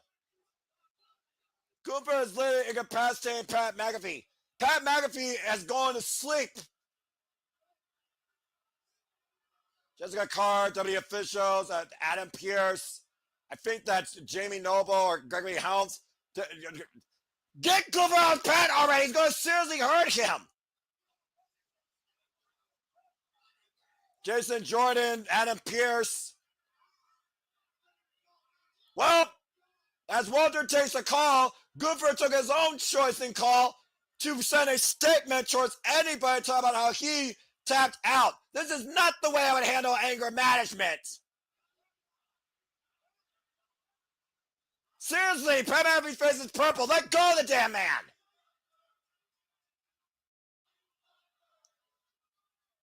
Dadgum.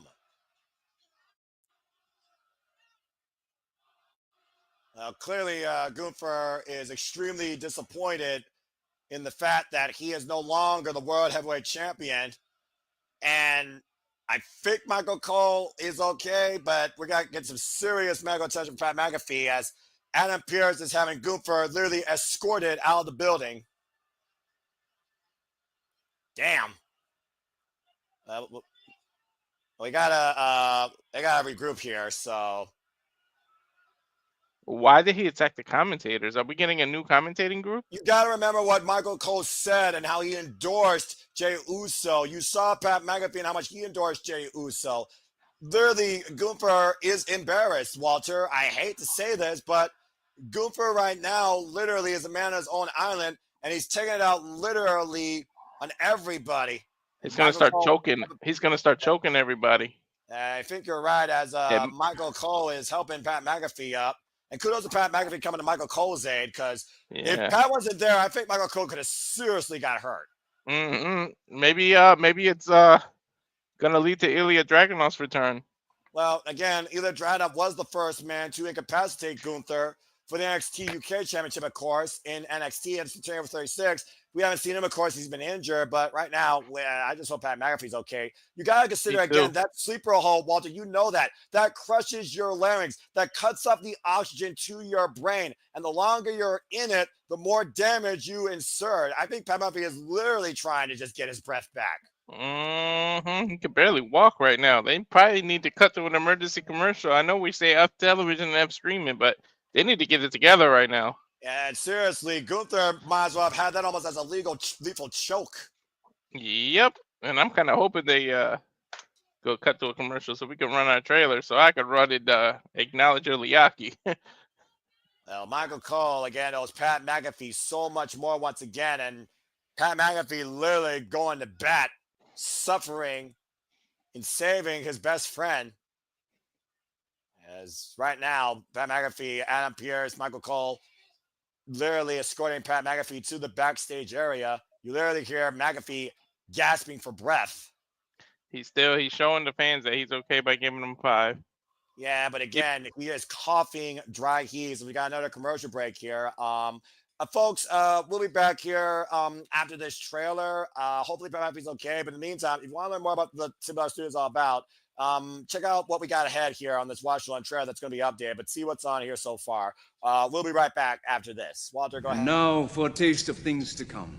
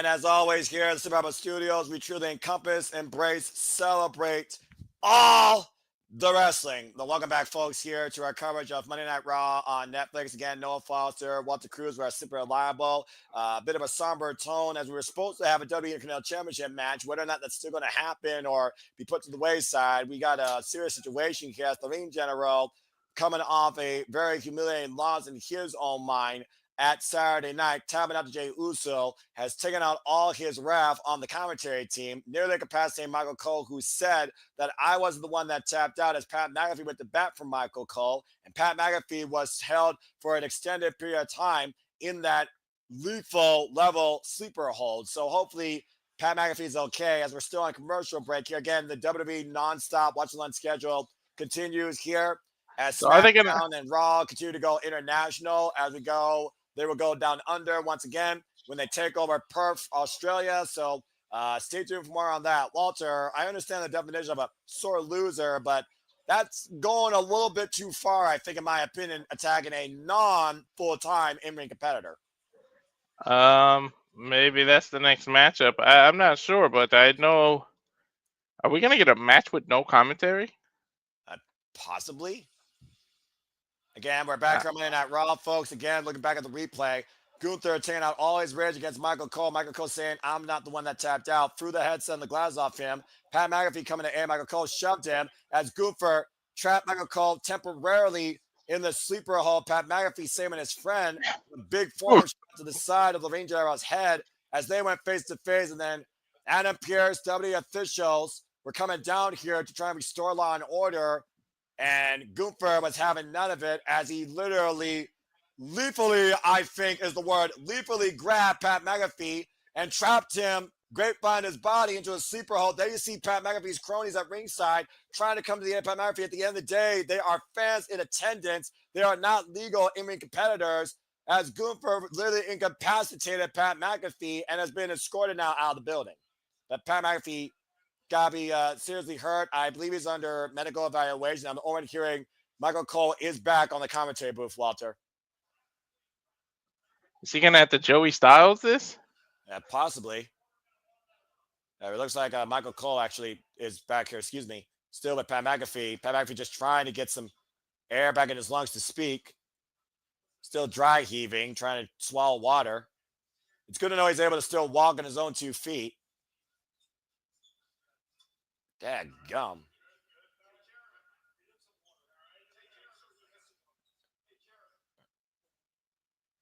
What?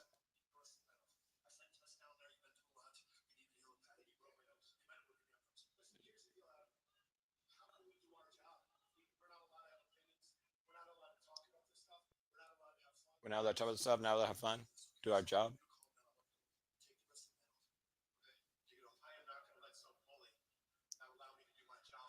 I'm not going to let some bullet not allow me to do my job or something. Wow, Michael Cole, you got some balls. Even though he might have a broken nose, Michael Cole refusing to go home. Looks like Michael Cole will still stay with us here, folks. Monday Night Raw on Netflix continues. Joe Tessitore has been brought to the commentary booth now, and Michael Cole refusing to be taken off by a bully. Kudos to Michael Cole. That takes a lot of guts and courage. As we got Michael Cole coming back to ringside, probably with a busted nose. It looks like the rest of the show will be called by Michael Cole and Joe Tessitore. So we're going to continue on here. And that was Joe Tessitore with the update earlier. Thank you for that, Big G. Yeah, Joe Tessitore. Yeah, but look at the demeanor on Michael Cole's face. Mm-hmm. I mean, he's got to be a little bit frightened, but kudos to him still committing to his job. And Michael, that's a scary thought. Hopefully they escort him out of the building. I'm just glad everyone's okay. Sheesh. Gunther might go on a rampage now. Well, we got to get back on task here, Walters. As we get back on order here, WWE Intercontinental Championship on the line. All rise for New York Intercontinental Champion, Dirty Dominik Mysterio going to his first defense. Yeah, Cole might have a broken nose, by the way, so might affect his breathing as well. Again, damage done by the ring general. Anyway, Good God, this Raw Mania has gone over 11 in the words of Big G, to say the least. Big G might as well do commentary with me at some point. Just freaking No, Raw. he thinks it's gonna last all the way to 11, and we might get the dissension. We still might get the dissension of Judgment Day here. Well, I mean, that still remains to be seen, but let's go ahead and regroup here, Walter. Dominic Mysterio, of course, made history in the first ever Fatal 4-Way in WrestleMania history for the Intercontinental Championship. He outlasted the odds, beat the unstoppable badass Braun Breaker going in defending, and outlasted Penta and his Judgment Day member cohort, Finn Balor. You see Carlito at ringside with that split leg frog splash, securing the victory, pinning Finn Balor, who thought he was going to win with a coup de grace. There you see Finn Balor, by the way, in Champion's Corner. And right now, within 24 hours, Dominic Mysterio already put in the work in, defending the title against Penta as Cero Miedo. And again, Carlito somehow lied to tell the tale. Mm-hmm.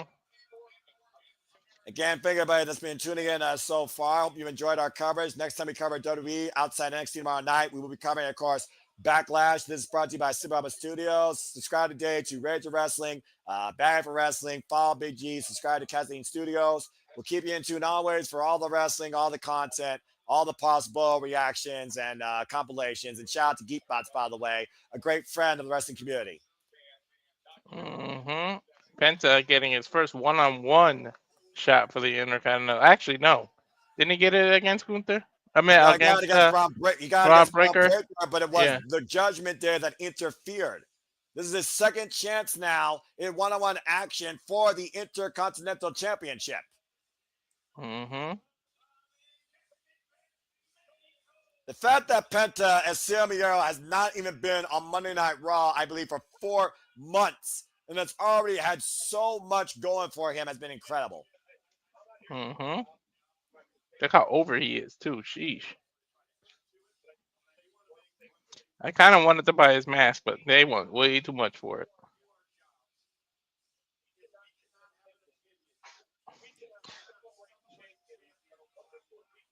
Yeah, Michael Cole, by the way, trying to do his job, but he puts this question out. Can we not do our job? Have fun, have opinions, celebrate champions. And of course, talking about how Pat McAfee came to the aid of Michael Cole. It's hard to get it back together. So imagine for us to get it back together. So imagine how Michael Cole feels. You know, it's weird again. In the bygone era, I would have cared less for Michael Cole, but truly you can tell how much of a fan that he is about this. And the fact that he's saying right now he feels threatened that he can't be a fan of what he loves with actions like that by superstars, it is very concerning. For the first time ever, I have concern for Michael Cole, but we gotta keep going here, Walter. At the end of the day, we're reacting to Monday Night Raw, and there's an Intercontinental Championship match about to go down, and you said yourself this is going to be Lucha Libre. Mm-hmm. Big G with the point here. Sorry for this, but Tony fumbled big time with everyone that has gone to WWE. Sorry, not sorry.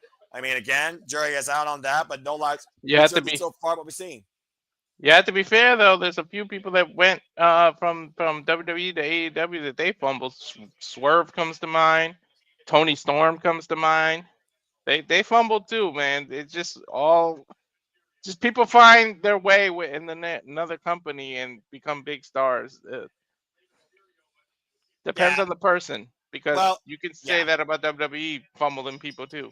Bell Reigns are underway here for Intercontinental Championship, Walter. And again, it's the problem of the business. It's the nature of the business. When the quantity is more than the quality that you can actually show in your booking, you're going to have that problem. Why you think it's so hard to stay on top? Why you think it's so hard to get a spot? People like Paul Heyman, though, have persistently found a way to keep themselves at the top. And still to come tonight, as we talked about, Paul Heyman and Seth Rollins will be in the building on Monday Night Raw. But anyway, talking about staying on top, Finn Balor is looking to get back to the top. And right now, Dominic Mysterio is at that spot, going to his first title defense here. And Penta up and over here, up the ropes. I was trying to hear what the crowd was chanting. I think they're saying dirty, dirty Dom. You know that, as they're doing other superstars. They did that with Michael Cole earlier. Again, Michael Cole, I hope he's okay. Because that's a scary situation to see your friend incapacity like that and suffer an injury probably from it. That's scary for an actual active professional wrestler to get hit Damn by it. Gunther. So imagine somebody who isn't. And see, right now, you watch the referee Eddie Durango for this contest. Finn Balor on the outside was looking for a cheap shot. Down to Mysterio Taking looking to follow up. Oof! Notice he took his sweet time. I think he purposely got caught. I'm telling you, Balor's jealous of this title. We're Well, gonna why see the wouldn't you be? Ascension of Judgment Day. Why wouldn't you be? He's a Grand Slam champion. He previously was the Intercontinental Champion. And as far as Finn Balor is concerned, he probably thinks it should be him in this match. And Tope Carlo by Penta was Tom on the outside. Elo. Oh my god. Ever since Penta revealed that his arm has never been right, and he refused the surgery, I cringe when I see him doing these moves. Well, we'll see if he suffers any further damage. Penta and Dominic continues here on Monday Night Raw. Raw on Netflix continues on this commercial break. Fuck television. Yeah, seriously though, Pat McAfee, I'm be lucky if he does the Pat McAfee show with his voice intact, because good lord, his face was turning straight purple. That was crazy. I don't want to see a Gunther Pat McAfee match because that would be a squash beyond squashes. Yeah, about to say, and Michael Cole's lucky he didn't get squashed. But if Michael Cole threatened by the fact that he can't be a fan, but he's still gonna be a professional and do his job, it's still a very touchy combination. And shout out to Joe Tessitore stepping in up, by the way, for the Pat McAfee here, helping to call Monday Night Raw with Michael Cole, where at this point, Michael Cole might be tonight's color analyst. I know Gunther lost to Jay, but I gotta pose if he's this pissed off and he's coming out like this, who can stop this version of Gunther? Yeah, it's a scary thought. I'm about to say that's a very good point, Walter. I mean, again, we know what the Ring General is when he's already dominating. Imagine what the Ring General is when he's not, and remind you exactly how dangerous he is. Talking about the sacredness of this sport, restoring honor to it. I think he still considers Jey Uso a joke, making a mockery, all this playful banter and stuff, and he blames commentary for really enforcing this. I think that was the whole purpose behind Gunther's attack here tonight. I just think he took out his aggression against the wrong people, and there's going to be repercussions, clearly, because you don't put your hands on WWE officials. He's gonna get fined or suspended or something. And he doesn't even have Ludwig Kaiser anymore to calm him down. He's literally unleashed. Yeah, Ludwig Kaiser, European accents. We haven't seen him since the fall of him and Penta in that street fight in London. Again, right now we're on a commercial break, folks. And again, what have you thought so far about this Raw After Mania? Has it lived up to the bill and its unpredictability? Have you enjoyed the utter madness, the hostilities, the aggression, the energy? Still much more to come. Hope you all enjoyed the ride. Please have a comment, tell a friend. To Walter's point, we still have Seth freaking Rollins, Paul Heyman. We know CM Punk is in the building, and we are 2.5 hours in what usually has been the end time for Raw on Netflix. And we're on Netflix, which means they have more of time they could actually use because, again, it's internationally aired. So for all we know, we might be going past the freaking 3-hour mark. Who knows? But in the meantime, I know something that people should do, and that's subscribe. Good point. Scrolling across the bottom there. Yeah, again, subscribe to Rage of Wrestling, subscribe to Bad for Wrestling, subscribe to Big G, subscribe to you freaking goober. Like I said before, subscribe to all the friends here at the Simple Reliable Studios. I will keep you in tune, engage you, entertain you across all things wrestling. And again, if you're entertained by us here on YouTube, find us on the spaces where you will be in tribalism-free zones and be able to speak your opinions and rock and roll with rock and ropes. Here for the Simple Studios, we are back here on Monday Night Raw, Raw on Netflix, 3 Intercontinental Championship on the line. Penta Ceremonial challenge to the new champion, Dominic Mysterio. Judgment Day in Dom's corner with Finn Balor and Carlito. Pendulum drop kick by the challenger. Rocks the champion. Remind you, Intercontinental title is on the line. And we've already seen someone who just won a title lose tonight.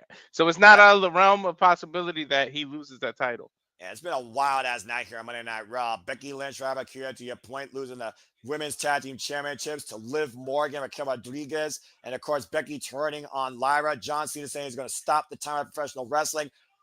Counter to our Falcon Arrow. Done the deal. Kick out 2 by Penta.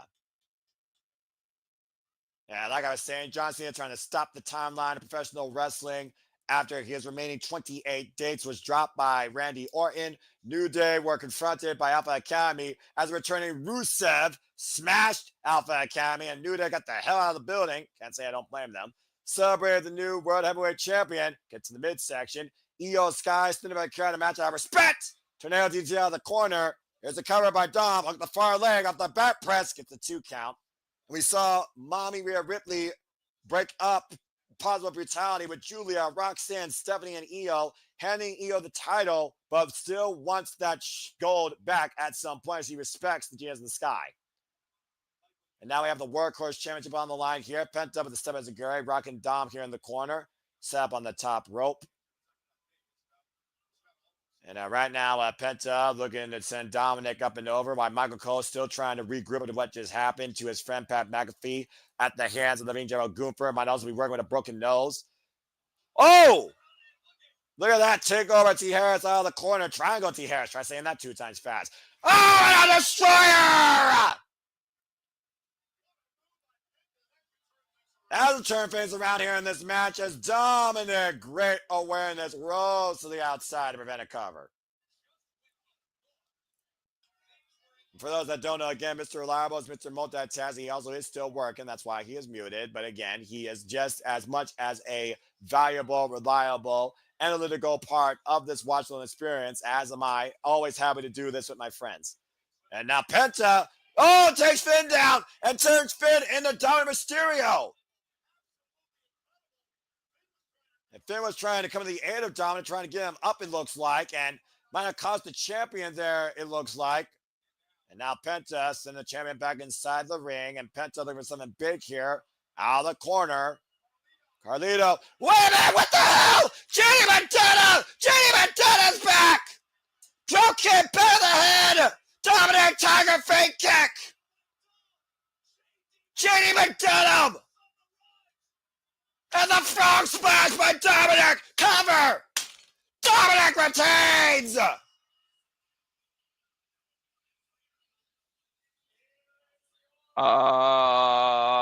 Where'd JD come from? We haven't seen JD since that injury.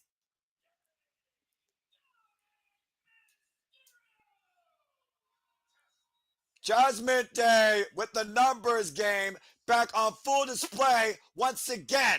In a replay here outside of his vision, JD Montana pushing Penta off the top ropes. Dominic setting him up for the area code of Sin City. Tiger feint kick connects as he drops the dime with a beautiful frog splash. Shout out to Eddie Guerrero as Dominic Mysterio has just successfully retained his Intercontinental title. One day in, Dirty Dominic Mysterio prevails thanks to his Judgment Day brethren in the return of JD McDonough. The Judgment Day is back to full power. And Finn Balor still looks a little bit reluctant, but either way, congratulations. What a night for the Judgment Day. Liv and Dom both prevail. About to say, just Troy finally putting on his Now, sports blazer. Sorry to interrupt you. Look how reluctant. I couldn't think in English. Reluctant Finn Balor was to hug JD. Well, I mean, look how reluctant Michael Cole is right now. I mean, again, he literally just saw his friend incapacitated. JD McFunkle Pop, and there's that comment again.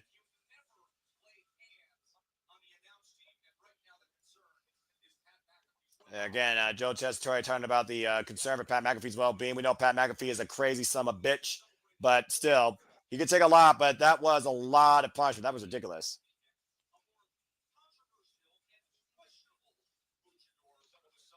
When we talk about luchadors, Walter, and we talk about celebrations, let's talk about El Grande Americano, Chad Gable. No me empieza. No me empieza. Yeah, freaking hell. I'm don't sure start me. This is Spanish. Don't start. As we got highlights here with a loaded mask by El Grande Americano and a loaded headbutt, incapacitating Rey Fenix winning his WrestleMania debut. This freaking old school film filter is ridiculous. El Grande Americano. I actually like it. I like that filter. About to say some fake ass newspapers here. Hey man, look, empezó, tenía un sueño. Not many people could live their dream, okay? He lived his dream to become a luchador, right? He learned from the best. Ay, ay, ay.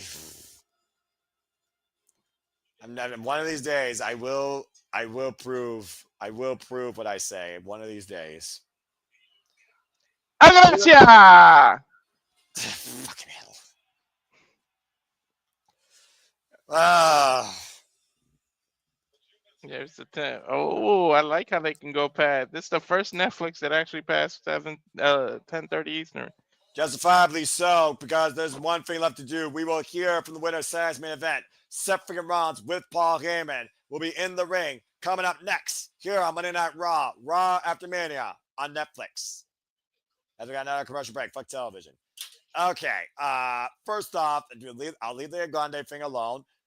The hits keep on coming. The returns keep happening. JD McDonough now, and the Judgment Day are back at full power. If you can call it that, because I saw that reluctancy all written all over Finn Balor's face. What do you think JD McDonough thinks about this? Do you think JD trusts Finn Balor more? Do you think JD trusts Dominic more? They have that Irish connection, so I don't know. Yeah, well, again, it's also a teacher versus student. How many times does the student want to surpass the teacher? If you can't beat the teacher, find somebody that can. Maybe JD will align with Dominic, and Dominic will oust Finn Balor. I've seen enough Bullet Club freaking takeovers over the years to know when a leader's about to get ousted. Prince Devitt, the leader of the original Bullet Club, ousted by the phenomenal AJ Styles. AJ Styles ousted by Kenny by God Omega. Kenny Omega ousted by Switchblade Jay White. Jay White ousted by the freaking Savage King Finn Balor. David Finlay. So it's one of those things right now where I do think there's going to be another change of the guard. And I can see that happening sooner rather than later. But congrats to Dominic Mysterio retaining his WWE Intercontinental Championship. Well, JD McDonough came back. Gunther's on a tirade. Rusev is back, seemingly heel and somehow aligning himself with New Day, being their muscle. Julia may have got called to the main roster. Who knows? She popped up. Roxanne Perez popped up. What a Raw. Stephanie Valkyria and Io Sky had a one-on-one match that we don't know who the better is, lest we forget. And of course, you'll be calling freaking NXT tomorrow night, NXT on CW, the NXT after WrestleMania. You now know you're going to be calling Liv Morgan versus Raquel Rodriguez versus Gigi Dolan and Tam Paxi for the WWE Women's Tag Team Championships. And look at this. Always the marketing machine that WWE is already on their website. They just emailed me this already. Look at that. What? Already. Oh, less than an hour after his debut, they got new Rusev gear. I'm not surprised. Welcome back, Rusev, to WWE. Happy Rusev Day, everybody. I wonder if they're going to bring those calendars back. And we'll see what's next for the Bulgarian Brute soon enough. Maybe his lawyer will come back and help him, as he's once lose the hero of Russia. Not to mention, let's not forget, Becky Lynch turned on Lyra Valkyria. So chances are Becky might challenge Lyra for the WWE Women's Intercontinental Championship. Well, that I called the wrong day, but I already knew Becky was turning. It was obvious. Well, Big G called it tonight, and Big G was right on the spot. Shout out to the baller, Big G in the chat. Appreciate you being along for the entire ride, my friend. And again, John Cena looking to halt the timeline come the end of his remaining 28 dates. We'll talk more about that later as backlash will ensue, and it looks like he'll be facing a very familiar foe in the Viper, Randy Orton, too. Possibly in Viper's hometown next month. Not even a month. I think it's in 3 weeks. Exactly. And of course, WWE will be coming very soon to your city, whether or not it's main event Jey Uso or someone else. Go check out the schedule. I got Detroit, Michigan. I got Cleveland, Ohio coming up during the summer. Yeah, SmackDown's Cleveland, brother. We'll see. We'll see. It is the summer, and honestly, I haven't done anything this year, so we'll see. We're back. You know what that means. Burning it down. It ain't 420 anymore, but we still get to burn it down. Seth Rollins legitimately burned down the set with a flamethrower and burnt down the internet thanks to Paul Heyman. Very reminiscent of who with that flamethrower? Noah. What? That was very reminiscent of whose entrance in a previous WrestleMania with that flamethrower. Oh, yeah, that's a good freaking point. I didn't think about that. I'm trying to think of the name. I can't think right now. The But maybe Rock. The He Rock. Yeah, set his right. The own Rock. name on WrestleMania fire with the. 32. Yep.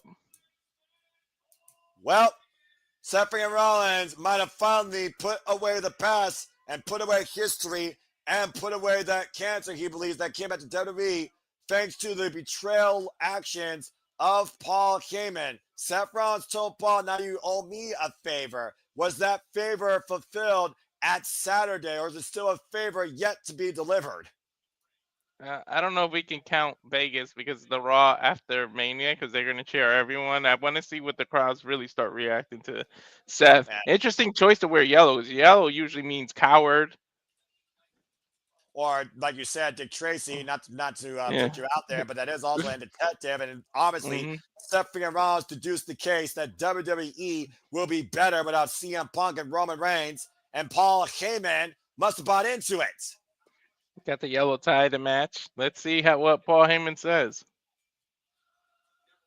About to say, it's also one of those things we know that Seth freaking Rollins is a hell of a talker, so I wonder how this alliance with Paul Heyman is going to play out.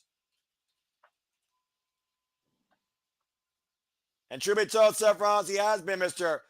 24/7, 365 this entire time. He didn't say no lies. Nope. Not at all.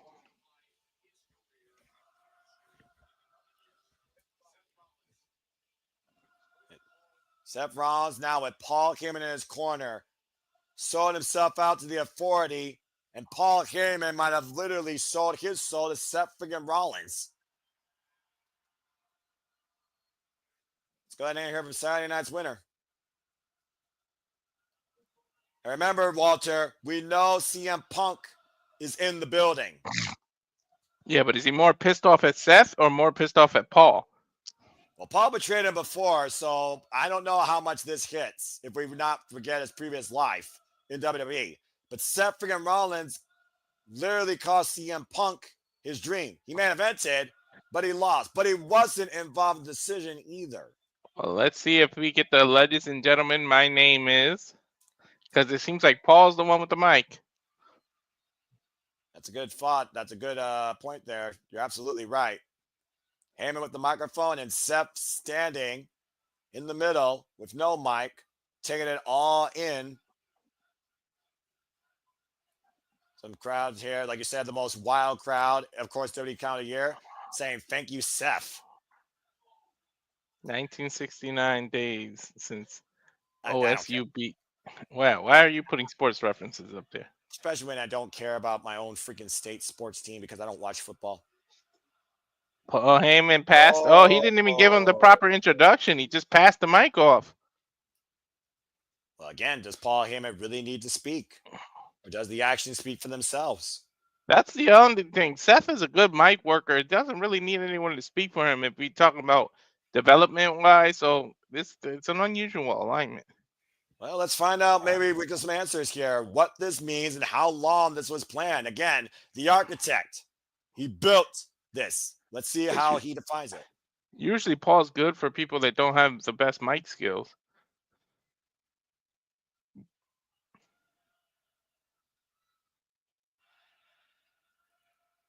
I think the crowd is saying "fuck Paul Heyman" because they keep bleeping it out. That's correct. Also, Netflix, you fucking suck. All right, it's Netflix. You can curse. I was say you got rated R content. Never mind. I'm not even gonna go there. Rated R. They got rated other things content. Yeah, that's too, but who gives a shit about that?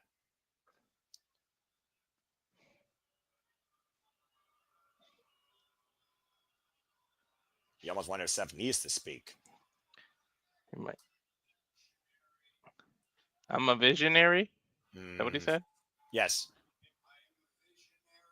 I'm a visionary. He has to repeat himself because the crowd is so old. I took the wise man from Roman Reigns. He did. I stole CM Punk's main event or best friend. He did. Seth looks like a young child in love. I'm the winner of the main event of WrestleMania. Not the first time he's done that. No kidding. Wonder where this ranks. I am. Oh shit! And CM Punk interrupts him. Well, you knew this had to be happening. You knew this was bound to happen, right? Hey, they're on the same show. At least Roman's on SmackDown. And Punk Oh, doesn't have a boy. microphone. He's not going to drop a pipe bomb. He's going to drop fist. He is taping his fist. And Paul Heyman can't be happy about this, and neither can CM Punk after everything that's happened right now. Talk about being fueled by hatred. I think you're about to get your hands off who CM Punk's more pissed off with. And Punk's And there for he's a out fight. there for a fight. And he's immediately teamed up against Seth freaking Rollins. Why Paul Heyman wants on the corner? Oh my word. Ugh. Paul Heyman CM Punk just going everywhere. Body, face, stomp, but you got to keep your eye on Paul Heyman. Yeah, stomp after stomp in the corner. Paul Heyman, like the leech he is, preying upon the psyche of CM Punk this evening. I think he's turning his attention to Paul Heyman. Oh boy, this is not the first time we've seen this. Paul, you better get your walrus out on there. I didn't turn you on you. You turned your back on me. What is Paul Heyman on your screen telling him that for? CM Punk putting his hands on Paul, but Seth Rollins from behind ripping his eyes, I think, or gouging literally. him. Yeah, I'm about to say gouging him enough and pulling him back down. And Seth, all right, stop! Oh my God! Stop from a full kneeling position. Dadgum. OTC chance raining out. OTC's not on Raw, but I mean, brand split what? I mean, again, this is the RAW After MANIA, dude. Mm-hmm. But you got to save some stuff for the SmackDown after Mania too. Now, Paul Heyman's got a mic.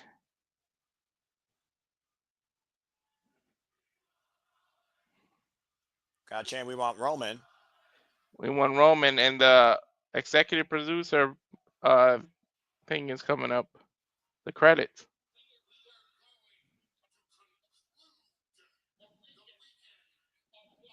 We're going to conclude with the weekend of WrestleMania 41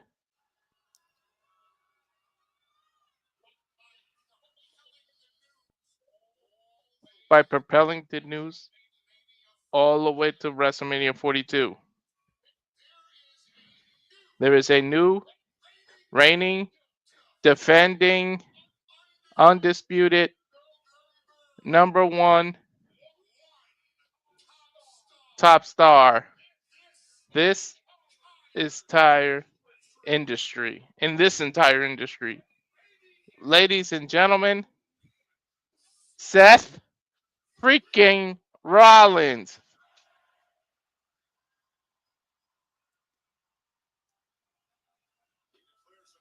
He declares himself officially the latest Paul Heyman.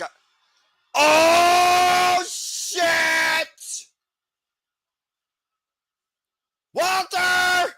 Roman Reigns! Where is he? Seth just threw CM Punk to the outside. Where's Roman? Oh, boy. He's going to come to the crowd. The betrayal of the wise man. Nope. No, he's not, dude. There he is. Oh, dear God. These two are about to give us one hell of a fight. The original OTC, betrayed by his wise men, pinned by somebody that was once his friend, now his greatest enemy. A new #1 versus the one here on Monday Night Raw on Netflix. We're not done yet, people. No. Spear! One of the most emphatic spears I've ever seen. Oh, no. Yep, Heyman is all alone. Superman punch the Paul Heyman! My God! He ain't so wise now, is he, Noah? He chose poorly, if you ask Roman Reigns, who is absolutely unhinged tonight. He might have busted. No. He's lining up the spear. Ooh, can't do that to Paul Heyman. Oh, what the fuck? Oh! Braun Breaker just speared Roman Reigns! You don't think? Braun Breaker can be part of this crew! What? And now he's CM. You gotta be kidding me! Paul Heyman is putting together Braun Breaker and Seth freaking Rollins. Seth just hugged Braun Breaker. Oh my God. Oh my God. Paul Heyman has a squad. Uh-oh. Oh no. Oh my God. Braun Breaker, Iron Roman Reigns on the outside. Oh, an uppercut by Roman to Braun. But he fell. He got speared his ribs a second ago. He's going to spear him through the barricade, isn't he, Noah? I'm about to say, I think you're right, Walter. Look at the distance. Oh, dear Lord. Oh, no. And Braun Breaker running around the ring. Trying to Roman. Spear for Roman through the barricade. Jesus. What the fuck? This may have surpassed last year's Raw After Mania. This really feels like a Raw After Mania finally. Braun Breaker is a Paul Heyman guy. Didn't DJ or somebody say that should happen? Somebody called it on our shenanigans. Yeah, whoever called it, they're Nostradamus himself. Paul Heyman has once again aligned himself with the top of this business. Paul Heyman has the architect, Seth freaking Rollins, and Braun Breaker. And they literally are taking out Roman Reigns and CM Punk. Cursed off the Punk again by Rollins. Paul Heyman literally has the present and the future of WWE all in one group. And who knows if he's aligned with The Rock on top of that with Cena. Seth freaking Rollins once again with another fan curse off to Roman Reigns. The past is gone. The future is now. Paul Heyman is with Seth freaking Rollins and Braun Breaker. He just gave him a kiss. He gave Braun the kiss. Look at the three of them. Oh my God. Who's going to stop these two? Welcome to the new era of WWE. The new top number one and the unstoppable, unpredictable badass are now as one. What the fuck does this mean for WWE? That's how you end. Oh my God. And if Braun wins the Money in the Bank, it brings Heyman that title again. Holy hell. Where do we go from here, Noah? I don't know, Walter. As Raw on Netflix, the Raw demand has officially concluded. So for Walter Cruz, I'm Noah Foster. Say yeah to no DQ. Go check out Aaron Ridd's recap and review. This has been one of the best Raw demands I can remember. Thank you all for tuning in. See you tomorrow night. Walter Cruz and JJ will be on the call for your NXT After Mania. And we'll see you next time here at the Super Labo Studios. Paul Heyman's got a squad again. Holy hell. Holy hell indeed. Have a good night, folks. This has been the Raw After WrestleMania.